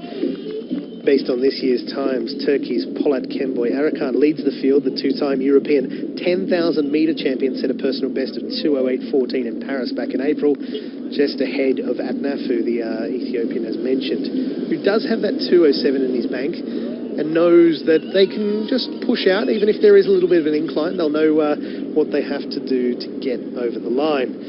Aside from Kimitai, there's two other winners or former winners of who knows what it feels like to feel the glory of winning in Istanbul. There's 2016 winner Evans Kiplagat of Azerbaijan and 2015 champion Elis Chelimo, both sub 2:08 performers at their best.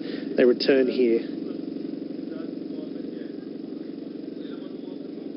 There's our Turkish champion Elvan Abe Legese, the former world record holder in her own events, taking some big strides, catching up the next one. A career highlight here of marathons of 5th in Istanbul. Just turning the corner there. An hour 32 on the clock.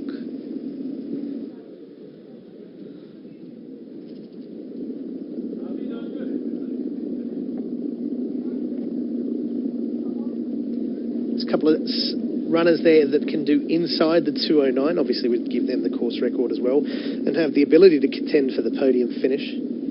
Bahrain's Abdi Ali Gelchu and Ethiopia's Musa Babo have been on form this year, setting personal best this year, both inside the 209 mark, just under course record time. So maybe if they're on the way up or ramping up to something special, they can set a course record here. The pacemakers, or three of the pacemakers, will lead them through the first 30 kilometres to get on schedule for a 209 finish. It is possible we could see a record today. The course record, which I keep mentioning, is adds a bit of fun for us. Ercan Aslan, the Turkish runner there.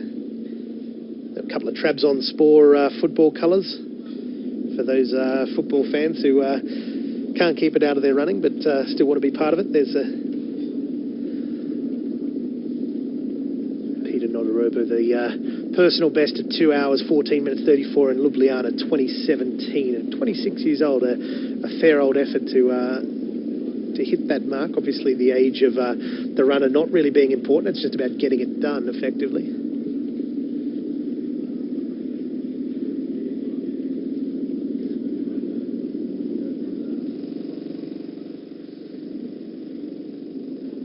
Pace setters just pushing their way out now, and they'll be wrapping up pretty soon. They can also finish. Marin Chepkemoy, the personal best this year, 2:26.16 in Vienna. Also, obviously, the season best as well. But 21 years old, plenty of running left in the legs.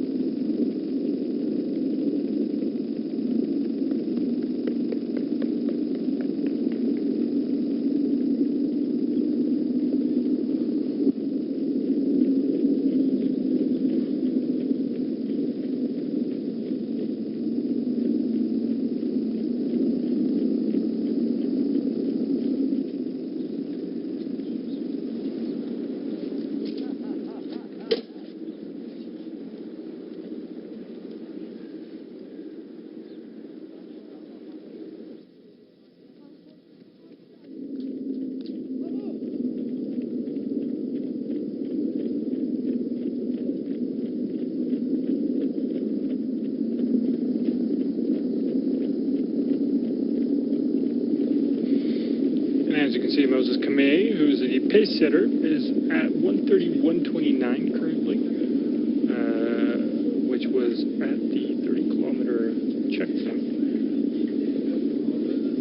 Now they're at the 31-kilometer checkpoint, which they've been going at for quite a while. Their latest kilometer, the 31st kilometer, as I've mentioned, was done in 3 minutes and 10 seconds, which is actually one of the slower times in their last 30 kilometers.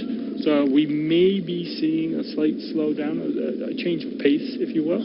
Yeah, that turning point of, and I guess they are running up a slight incline as well. That'll add to it, so they'll be keeping their pace. They'll have to regulate that, and the lactic acid slightly building up. And if you look at the splits there, sort of around 15 minutes, let's say, per 5 kilometers, as they sort of turn back the full marathon turning point at about 1 hour 18, 30 kilometres at 1:31. They push their way through. There's only the first, let's say, 20 runners or 18 runners have made their way through the 30-kilometre mark so far, as the pace setters, will drop off. They can finish the race. They'll be able to, maybe they'll see glory or stars in their eyes and make their way over the top.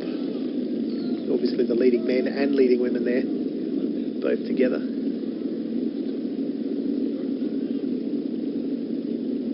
Hiro Tibebu, the leading woman at the moment, 1:27.16 for her. She's in a bit of a group there with Sifan Malaku, the Ethiopian runner, Angela Tanu, the Kenyan, and Maureen Chepkemoy. Running in packs obviously very important to or just give you something to do as well, so you don't feel so lonely. So for the men's, when we look at the leaderboards, besides the Pacemakers and Moses Kamei and Daniel Kibet, right now Felix Trivet looks like he's on the way to another win. It's an early call, Talha. 30 kilometres in. Well, you know, a long way to go. 12 Ks left. A lot can happen in that time, as you would know yourself from all your marathons you've put in over the years. Which are zero. But you still get excited when you see last year's winner trying to defend his title. That's right. And look, he knows how to win the race, and that's what's so important here is that ability to kick through and know in your legs that you've got what it takes to get over the top. You know, other people, it's a huge thing in sport, that mentality, that focus on winning, or that ability to know that you can win. That's where it is. And we're looking at the women right now. As you said before, not necessarily faster than the men, but still going for the times, going for the win. We have here Tubebu, who's on 1:27.16. Sifan Malaku, again 1:27.16, their latest checkpoint. Both Ethiopians, compatriots.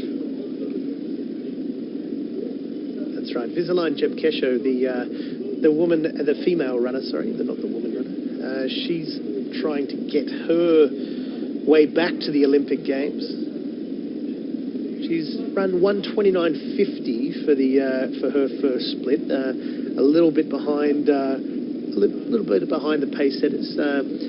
Obviously competing at the World Championships a couple of weeks ago. I said she might run into a bit of problem in the back end of the race, maybe a bit tired after running a World Championship 15th place back in Doha.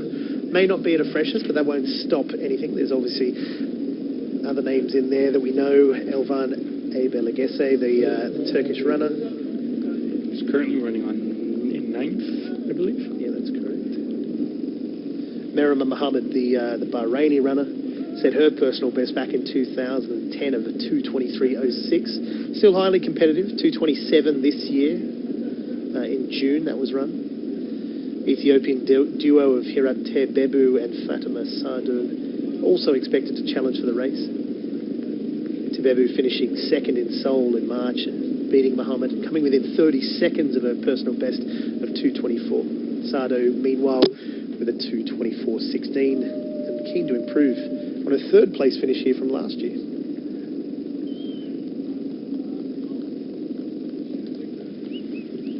And we still see Aykut Taşdemir in the mix, right over there, in between women and some men, going strong on the 1:41 mark.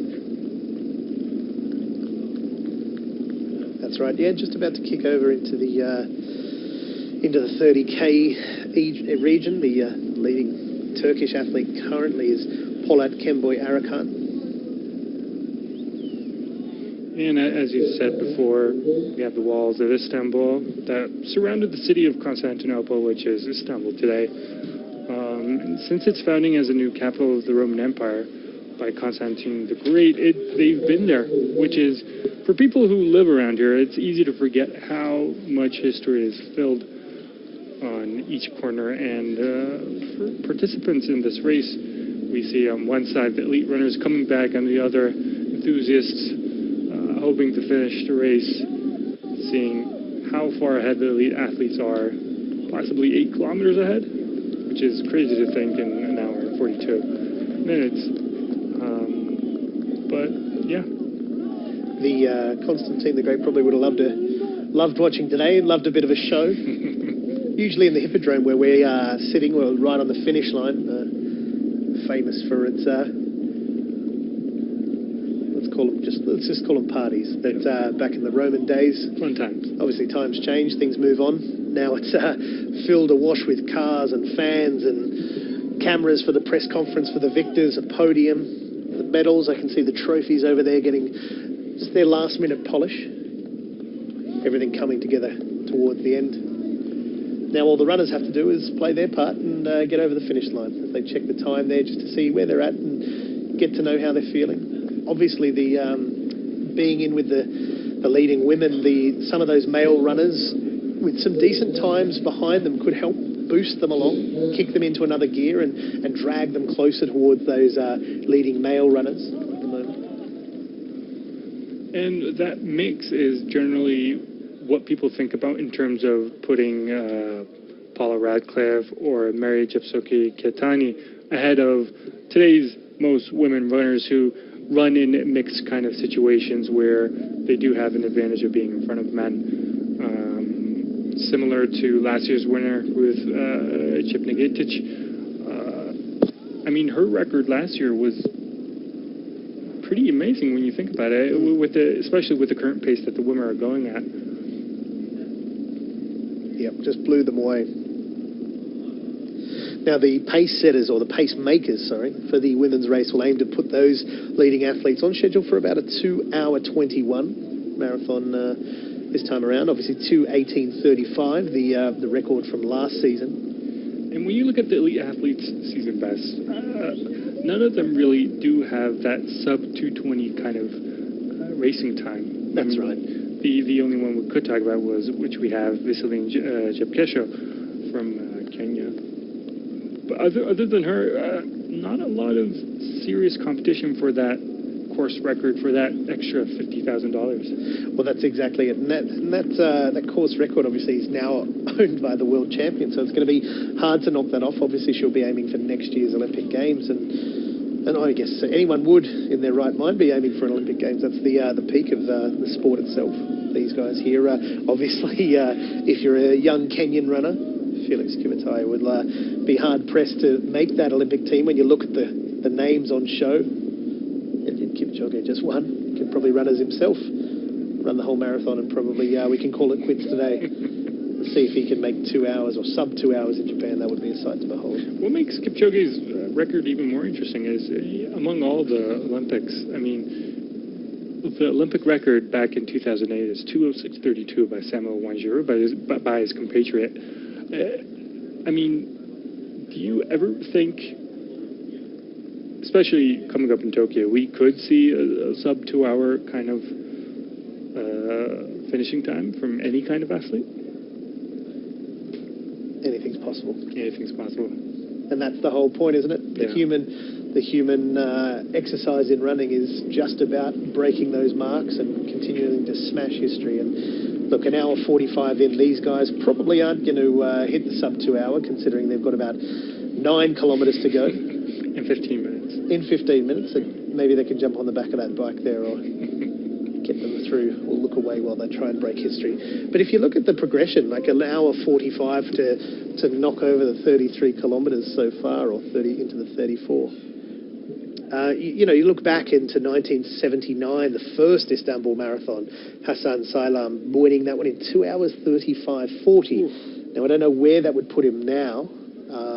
Probably well down the pack, but there's no problem in that. That is obviously not the slowest winning time the next year. Necmettin Salem, 2 hours 36. Now on the screen we can see the Yedi Kule Zindanları, which is it was a fortified historic structure, and for most people that don't live in Turkey, it was probably known as one of the biggest royal dungeons.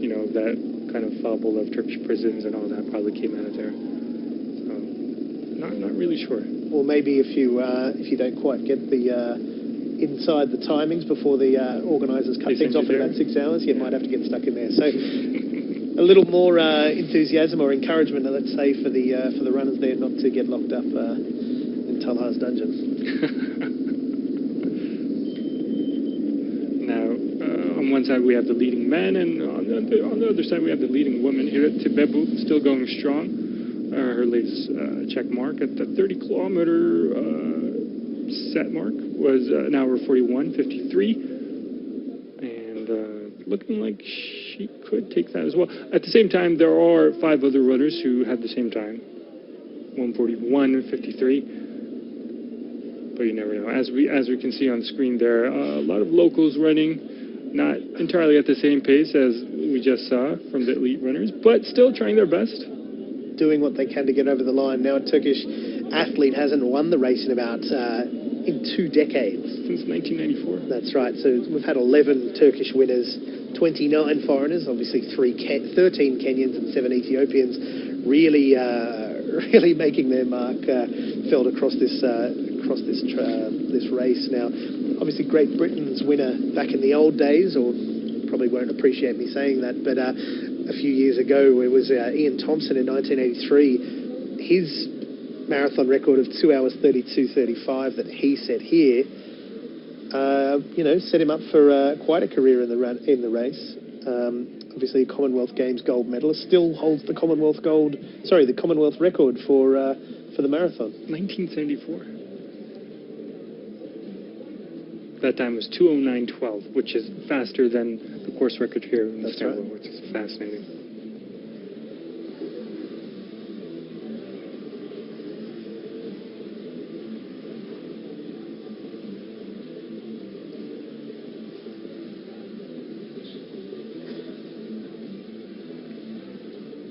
And as you can see, elite runners on one side, amateurs on the other, now the women. So it's all a mix of pushing the limit, if you will. Yeah, the Turkish women have only won this race once. Haven't won since 1994.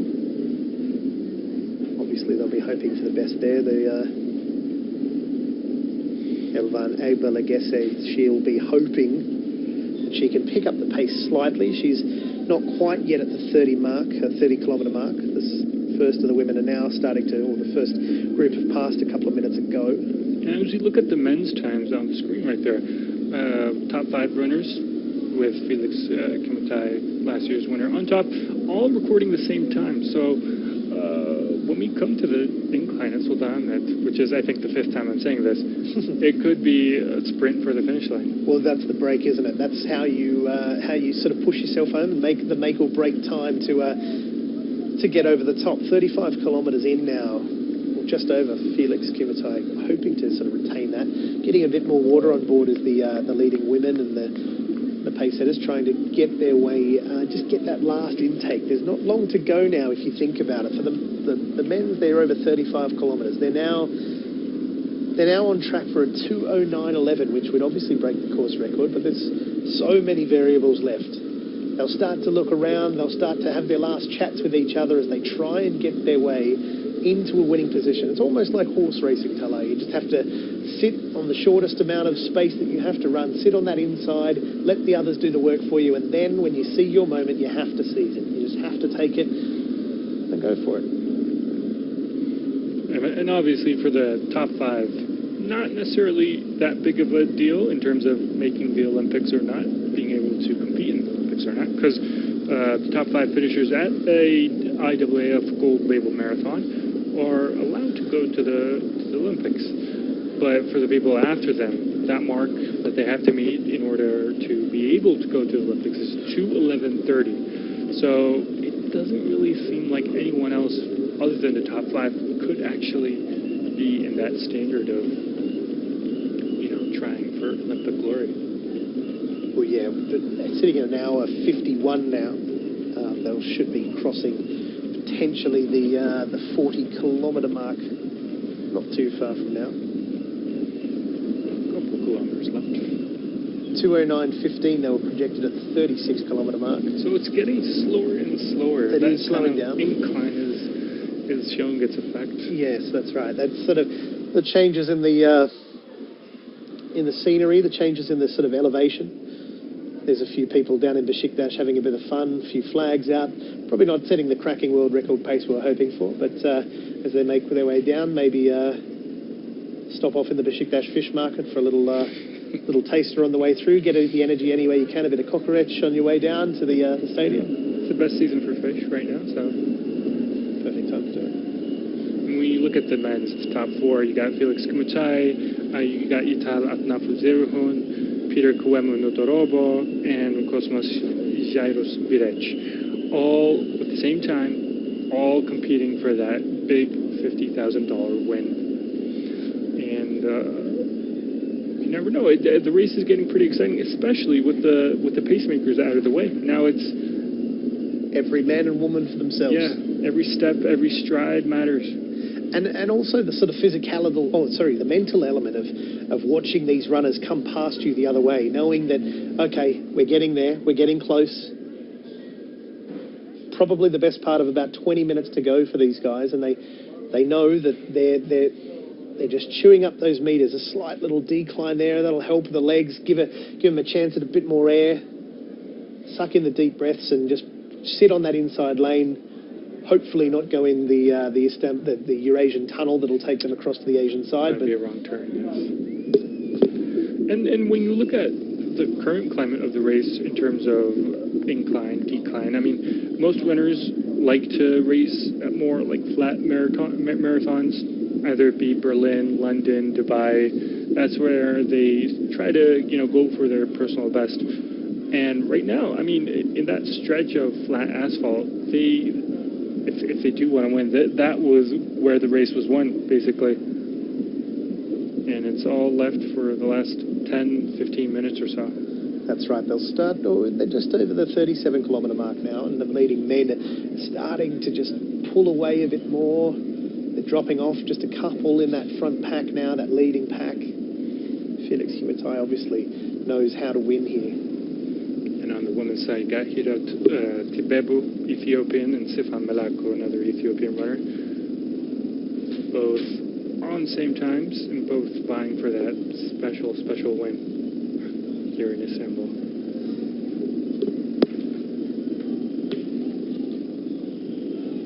Yeah, Nafu's the fastest on the track this year, or fastest in this pack, this year. He knows what he's got in his legs. He knows, he knows he's been past that mark in Besiktas quite a while ago. There you go, a nice little drone shot there, down to the square. Like a rabbit warren in there. I always get lost when I go through the Besiktas area. Never know where I am. Some huge doner kebabs can be found down there. Comedy festival currently going on at the moment. So. Oh, really? Oh, yeah, you see it right there. There's no laughing matter, though, at the front of the pack, though. As the, certainly not. As the guys try and make their way now. Probably around 15 minutes to go. A little less than if they hope to break the course record. Deciding, get a bit of water in. Offering it around. That's quite wow. quite sporting, considering. $50,000 on the line. Yeah, that's right. Still worth helping out. A couple of fans now starting to turn up. Probably a bit confused over what's going on. Which is kind of interesting in sports in general. Like, when you watch, especially North American sports in the 90s, players hated each other. You got Michael Jordan, Charles Oakley. You have the steel defense of the Steelers, hated by everyone in the league. And now you got two of the front runners helping each other with water. So. Well, athletics has a bit of a name for itself, obviously. That's true. Over the years, runners helping each other up, helping each other out. That's the way it should be. That's the way sports should be.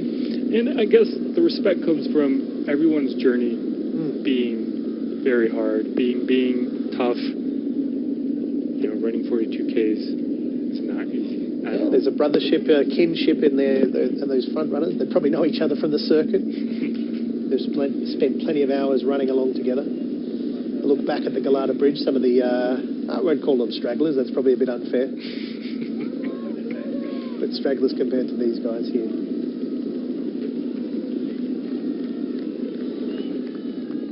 Well, and pictures from earlier in the day when the roller skaters were on the course, like we said before, having the most fun.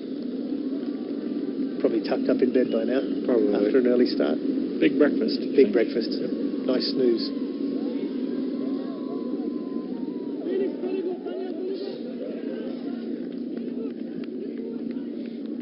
Still drifting around that 2 hour, 9 minute, 20 mark. Mm-hmm. Now around between the 38th and 39th kilometre there. Right where they want to be. Obviously after the timing that they've run and the amount of miles in their legs, they'll know that what will give them the spur is the fact that it'll all be over soon. both them and us, I guess. That's true, and for our listeners as well. It all has to end sometime. Well, with Felix Trivet, last year's winner, going in front, when you look at his season best right now, which is also his personal best, it's 2:09.23, about 30 seconds faster than his time last year here in Istanbul when he won it. So if he does want to pass that, he currently, according to our calculations, has to not lose 1 second at all in each kilometer. And with about 10 minutes or so left in the race, that's pretty tough to do, even if you're a world-class runner. And on the women's side, you still have Hira Tebebu and Sifan Melaku competing for that top spot. Their times are currently in their last 30-kilometer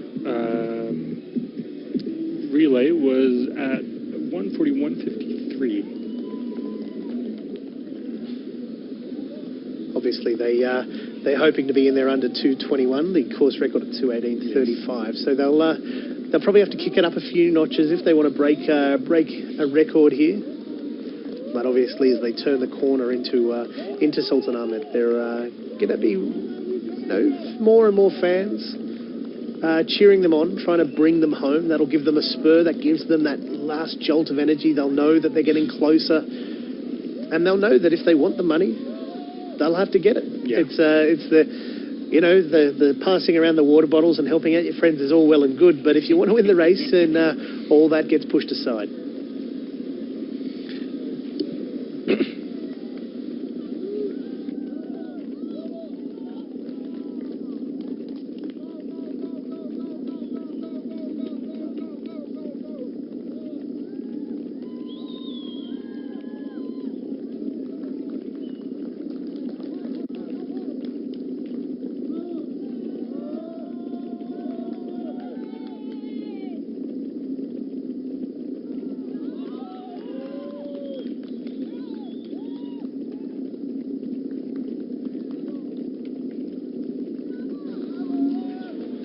Just past the 2-hour mark now. Inside 10 minutes now to go for the men's if they want to break that course record. Felix Trivet obviously wants to push his way to back-to-back titles. The first, I think, since 2011. That's true. 2011, it was Vince Kiplagat, a Kenyan runner, winning. Doubling up, actually, defending his title. And on the men's side, you do have that quite a lot. Kasina Dilo doing it in 2009, 2008. You have the legendary runner Moges Taya, Ethiopian, doing it from 97 to 99, those 3 years. But since that feat in 2011, no repeat winners for the men's side. And it just goes to show the increasing quality of this race, that as it gets into the gold standard, as more and more people, as we get closer to Olympic Games year, World Championship year, people will be sort of maybe around their best. They'll be pushing for sort of some kind of history of their own. And you reckon runners at this race, not in particular, but heading up to the Olympics, they would be okay with finishing second, third, fourth, fifth, that finishing at least in the top 5, just so they can have their go at that Olympic gold in Japan in about 9 months' time. Well, yeah, they may be just sitting back, feeling their way around the course, and sitting there and going, look, I know I've got more in the tank. You don't want to give it all away. It may be a huge game plan to win Olympic gold, and that's what it's all about. Your wins will help, but it's the way to get Olympic gold's even more important, I guess. That's what you do this for. As we can see on the women's side here, Tebebu is getting on that winning track that looks like could bring her that win.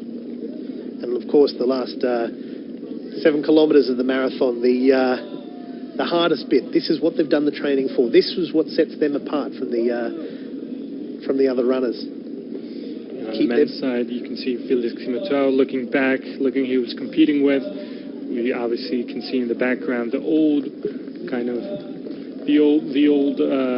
buildings, the old walls of the Ottoman Empire left over from the Byzantines. And which means they're getting closer and closer. That's exactly it. They'll know. 7-8 minutes left. They'll know that those walls, they remember those from when they ran past. They've kept that mental picture as they come closer and closer. They run along the seaside there. Last sort of deep breaths of sea air before they head through the maze-like structure of the old city, past the bits of Gulhane Park. A little bit of energy. Just that last kick over the top. Here we go. You can see Peter Kawem and Nodoboro getting that last sip, getting those last bits of water, looking behind him. He could be on course for a personal best here today. That is true. Which was in Ljubljana in 2017. So as far as we can understand with our estimations, if they finish like they're running right now, we're expecting a 2:09.36 finish. Not a bad effort for a Sunday morning. As they look on, do you reckon they're laughing as they see the fun runners go past the other way? I don't know. I don't know if they're even noticing them, to be honest. That's right. They'll be focused on everything they can do to kick them over the top. They're getting closer and closer. And when you look at how much of a gap Peter Nodoroba has, it's just 1 second, which, as we see right now, is probably less than a few milliseconds. Not quite like F1, but still the tiniest of gaps. That's right, but they'll know that if they just tuck in, and just like Formula One, keep their body small, keep their shape, down, keep their head down, focus, let the leader break through the breeze, and they can see if they can push themselves over the top. Now if we go over to the women's side and check their timings out, Ayude Tibebo is still neck and neck with Marine Chepkomei and Tigist Abecheo. Tibebo and Abeyecho, both Ethiopians, keeping Chepkomei, who's a Kenyan, right in the middle. Their times are currently at the latest 35-kilometer mark, 1:58.48. Now over the 40-kilometer mark for these men. Probably, let's say, if they want to break that record, 5 minutes. That's all they've got left. I reckon even I could do that last 5 minutes. At a push. I mean, on a motorbike. Maybe 2 kilometers. They ran 40. You have a little bit of an edge. The media starting to swell around the finish line here as people start to get ready with their little brush with fame as those men's runners just start to take that incline in now. Nodoroba falling out a little bit from the lead. And now that incline that we talked about going through up to Gulhane.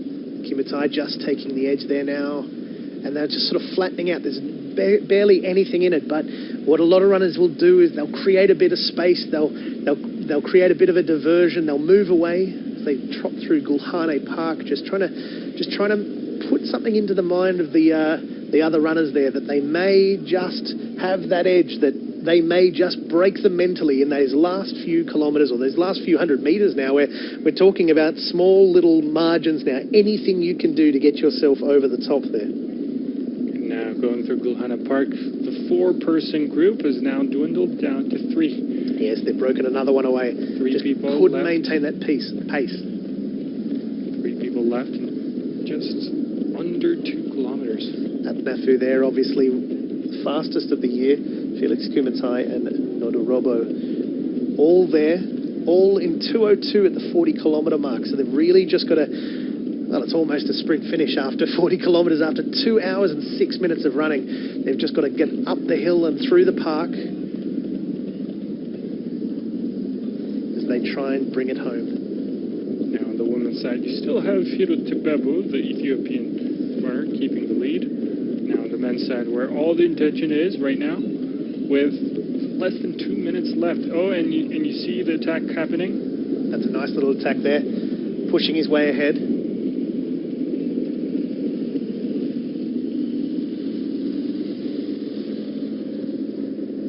Just striding ahead, just trying to break them. Will this be enough to get him the win? Will it bring him home? Now the last projection at the 41-kilometer mark, it's 2:09.52. So in that last 1 kilometer from 40 to 41, they lost about 18 seconds. That's the hill for you, Talha. Yep, exactly. And now it's looking like this is the winning moment. Coming up out of Gulhane.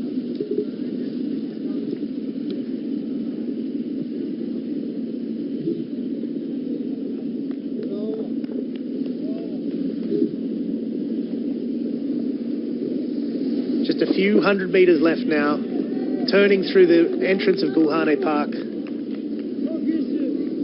The Blue Mosque, the Hagia Sophia, just a few hundred meters ahead.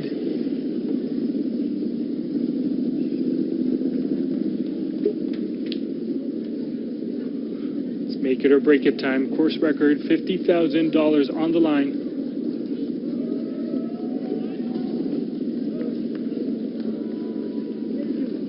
Listen in on a potential winner. Sucking in those deep breaths. Just trying to push that way over the top. Every stride, every step of the way.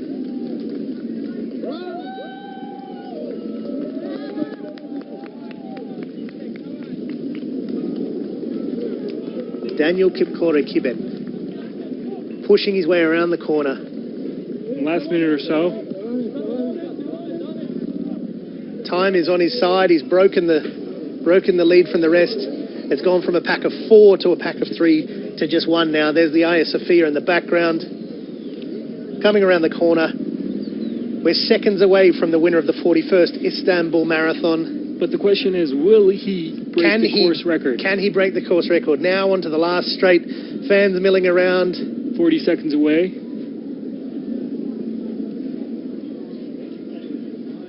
And here he comes. From a pace setter to a champion.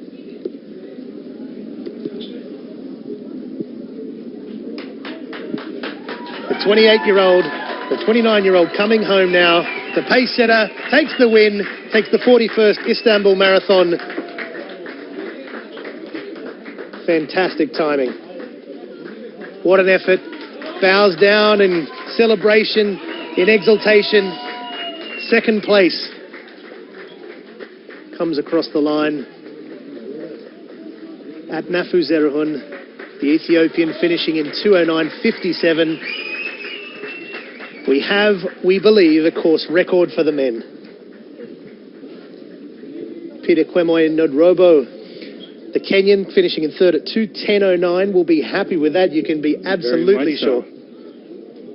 Ital at Nafu Zerihun with a 2:09.57, the exact time from last year. Who also, in some sense, broke the record. And at first place, Daniel Kipkore Kibet, the pacemaker, with a course record of 2:09.44. What an incredible turnaround. Just brought here. There's the 4th place. Comes across the line now. And he was supposed to run up until the 30-kilometer mark. But is allowed to push on, and has not only just pushed on, but taken the whole thing. Left to keep the pace, but have come home in 4th and 1st place. At just 23 years old.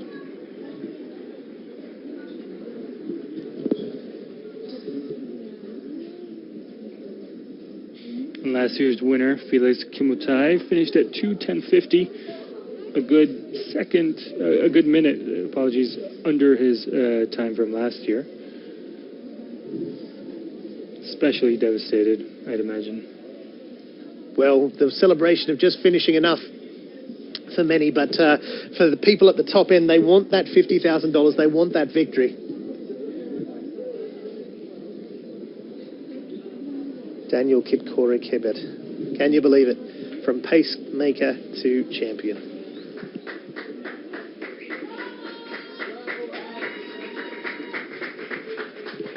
And on the men's side, you have other racers finishing up their race.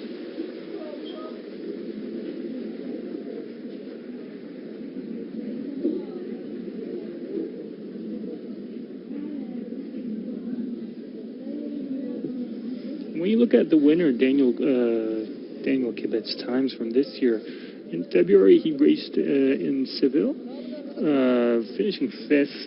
And back in September, just about a month, more than a month away, he raced in Buenos Aires, finishing 3rd. So this is his practically 3rd marathon, and he won it in Istanbul, one of the more challenging Yes, that's races. right. Showing that there's class is permanent, even if you're a bit tired, let's say. But what an absolute incredible performance! As we see more of the runners coming home now. They may not be winning, but they've still got, if they finish in that top 8, there's plenty of prize money to have, and obviously prize money for the winner there, who gets not only the win, but a course record as well. And here at the Istanbul Marathon, it doesn't really matter who you are. You get cheered regardless. Either it be world-class elite racer, runner, or just your usual enthusiast. Just sucking in those deep breaths there. 42 kilometers later. Polat Kemboy, the top Turkish athlete. That's right.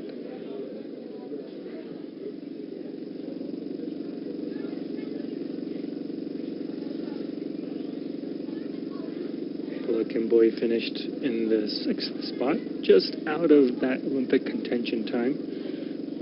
And when you look at the Olympic contention time, it was 2:11:30. So no one out of the top 5 actually qualified for the Olympics in the men's. But there will be other opportunities, obviously. There will be. Eligibility period running through until next year. As we prepare for some more runners there, hoping to get our way through the winner of the female race.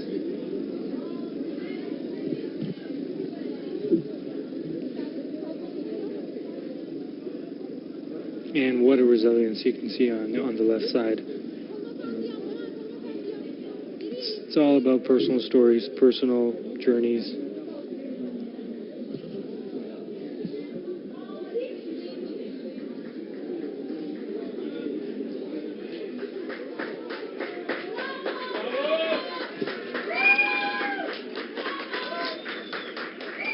Another finisher through. We have the wheelchair runner through with the salute to take the win.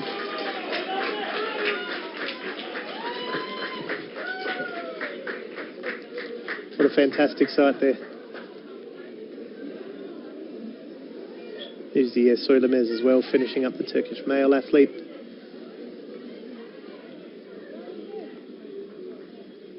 Finishing in 8th place. Getting his medal there as well. Also with the salute. Celebrating a race well run and just happy to be part of such an incredible event. I mean, when you finish top 10 in a race full of people from Ethiopia, Kenya, that should be something to be happy about, especially for Turkish athletes. Exactly. Here at Tebebu, the leading woman at the moment. Let's see if she can take out the victory here.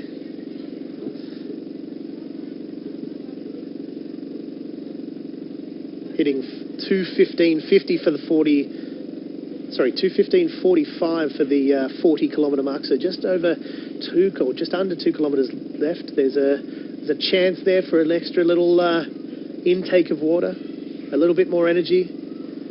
But I guess they're just running on fumes now, just trying to get their way home. And if our calculations are right, they probably won't be able to make it to the finish line under the course record. We see some more male finishers there. Another Turkish athlete, Mestan Turhan. Sprinting his way through the end. Yavuz Aralı. Finishing with a couple seconds apart. Celebrating there, collapsing in ecstasy and tired, just pushing themselves to their absolute limit. With the medical staff on hand, as always. This is the true test of human athletics as they push themselves to their very end just to get that way, just to get over the mark of 42 kilometres. Obviously, the mythology of the race ended in dire circumstances for that runner as well. So this just shows how difficult this is, how tough they are running, how much they are putting into this, how much training they have put in this, just to head down that final stretch there as the fans mill around, the celebrations start. But for these ones, they're still going. They've still got the best part of a kilometre and a bit to go.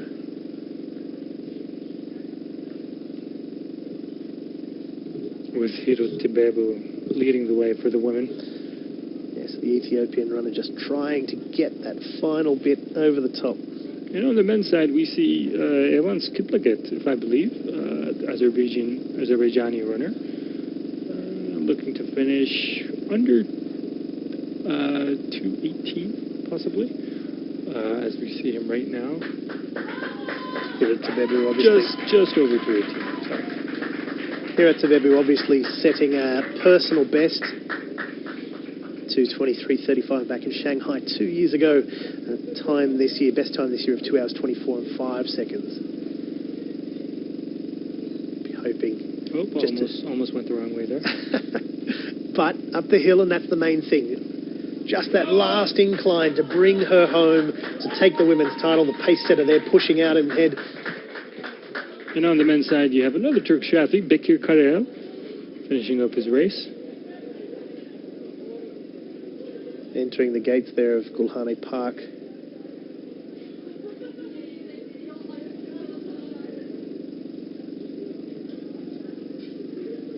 Not much time left on the clock. Just feeling the burn in the legs. That last little incline as some more people finish. The beautiful Hagia Sophia in the background there. The iconic finish, not just for this marathon, but also so famous across the world. That they'll just be running for that moment where they can cross that finish line and consider it a job well done, and $50,000 in the bank. And here you can see Gulhane Park, one of the more iconic places in this little peninsula in Istanbul.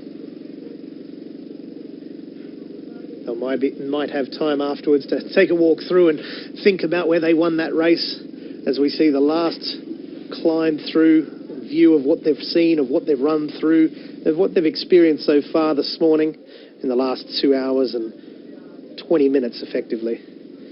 Here at Tebebu, just trying to get those last few percentages of energy out of the legs, out of the lungs. And it is definite right now that she has passed last year's mark of 2:18 plus, set by the winner. Yes, it may not be a course record, but that won't mean any less to her as she crosses that finish line and takes the win for Ethiopia. The top 50 world ranking for women's marathons around the world. Her best ever ranking was 15th. And now she's set to become a winner.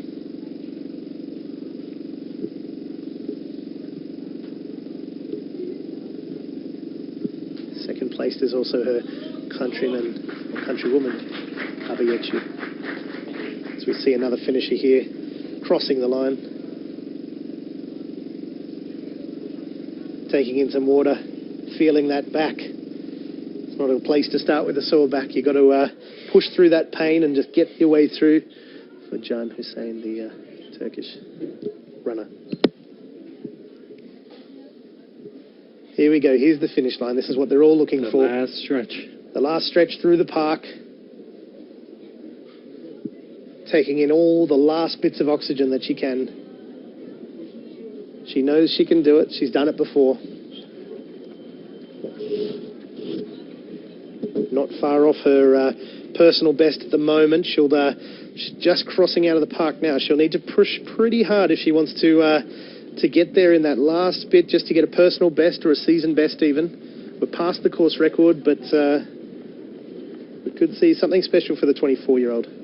Now you can see her at the end of the line, coming up to a very good finish in terms of how the women have done in today's race.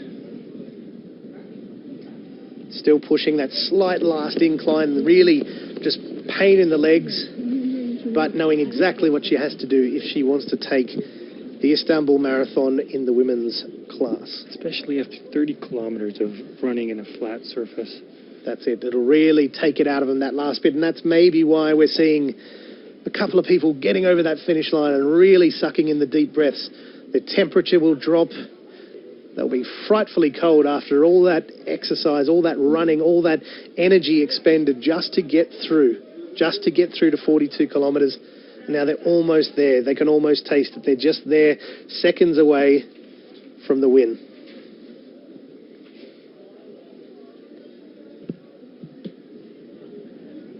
Hi, Sophia there, looming over the city as per usual. As we see the women's race getting closer and closer, they're almost into the last bend. The gates will start.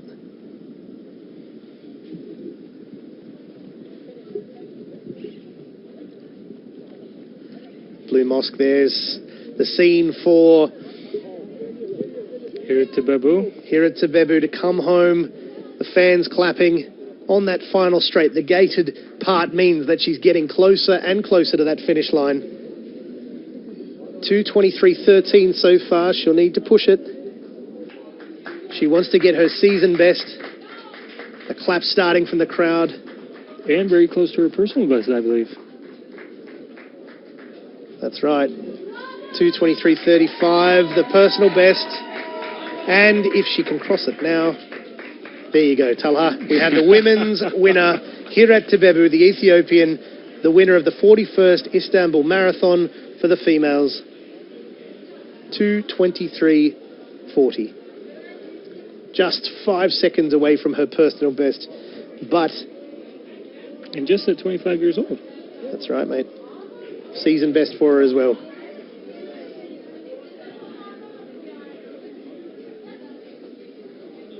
Here we go, second and third place. The battle's still on. Coming home now. We have second, we have third, we have our podium for the women's marathon. With the second being Tigist Abeyacho, finishing at 2:24.15. That's right, and Maureen Chepkemoi, the Kenyan, with 2:24.16. So nothing to split them, but absolutely delighted with their performances. Hugs and kisses all round. Doing their best to take in the deep breaths. They know how hard they've pushed themselves.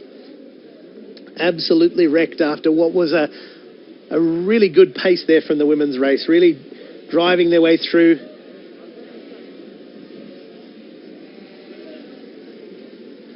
Some more wheelchair finishes there.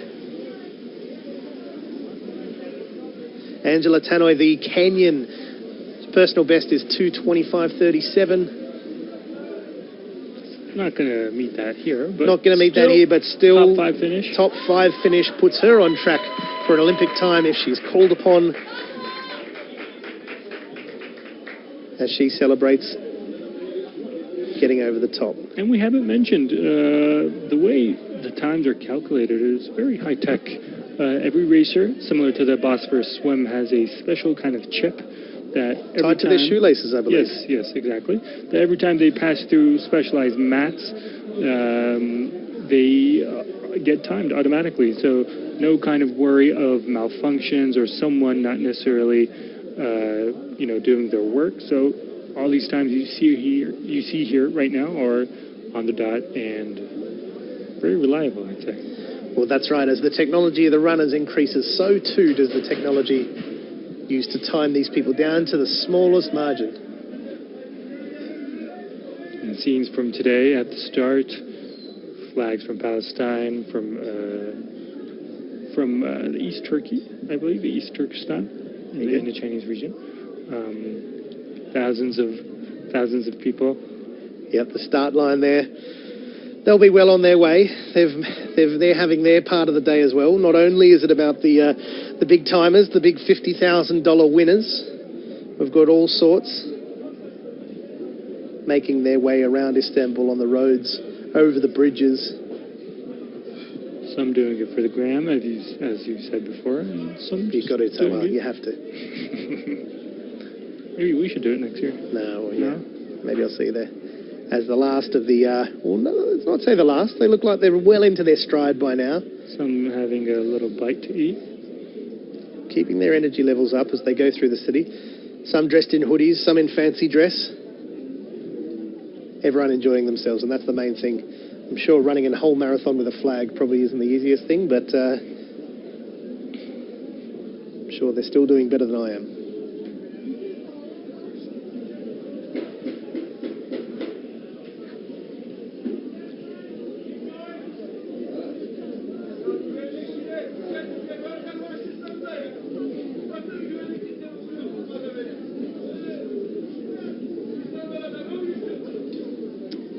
I believe Sofia Shemsu is about to cross the line, as you see on your screen right now.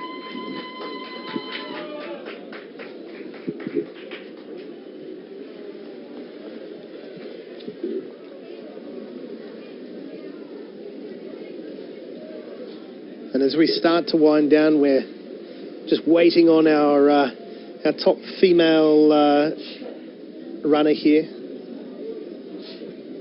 Looks like it's going to be Bushra Nurkoku.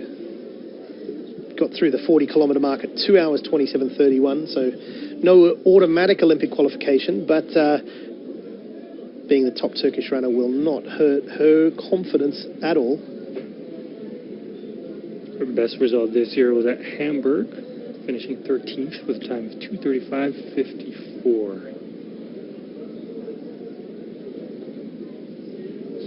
So she may pass her season best today.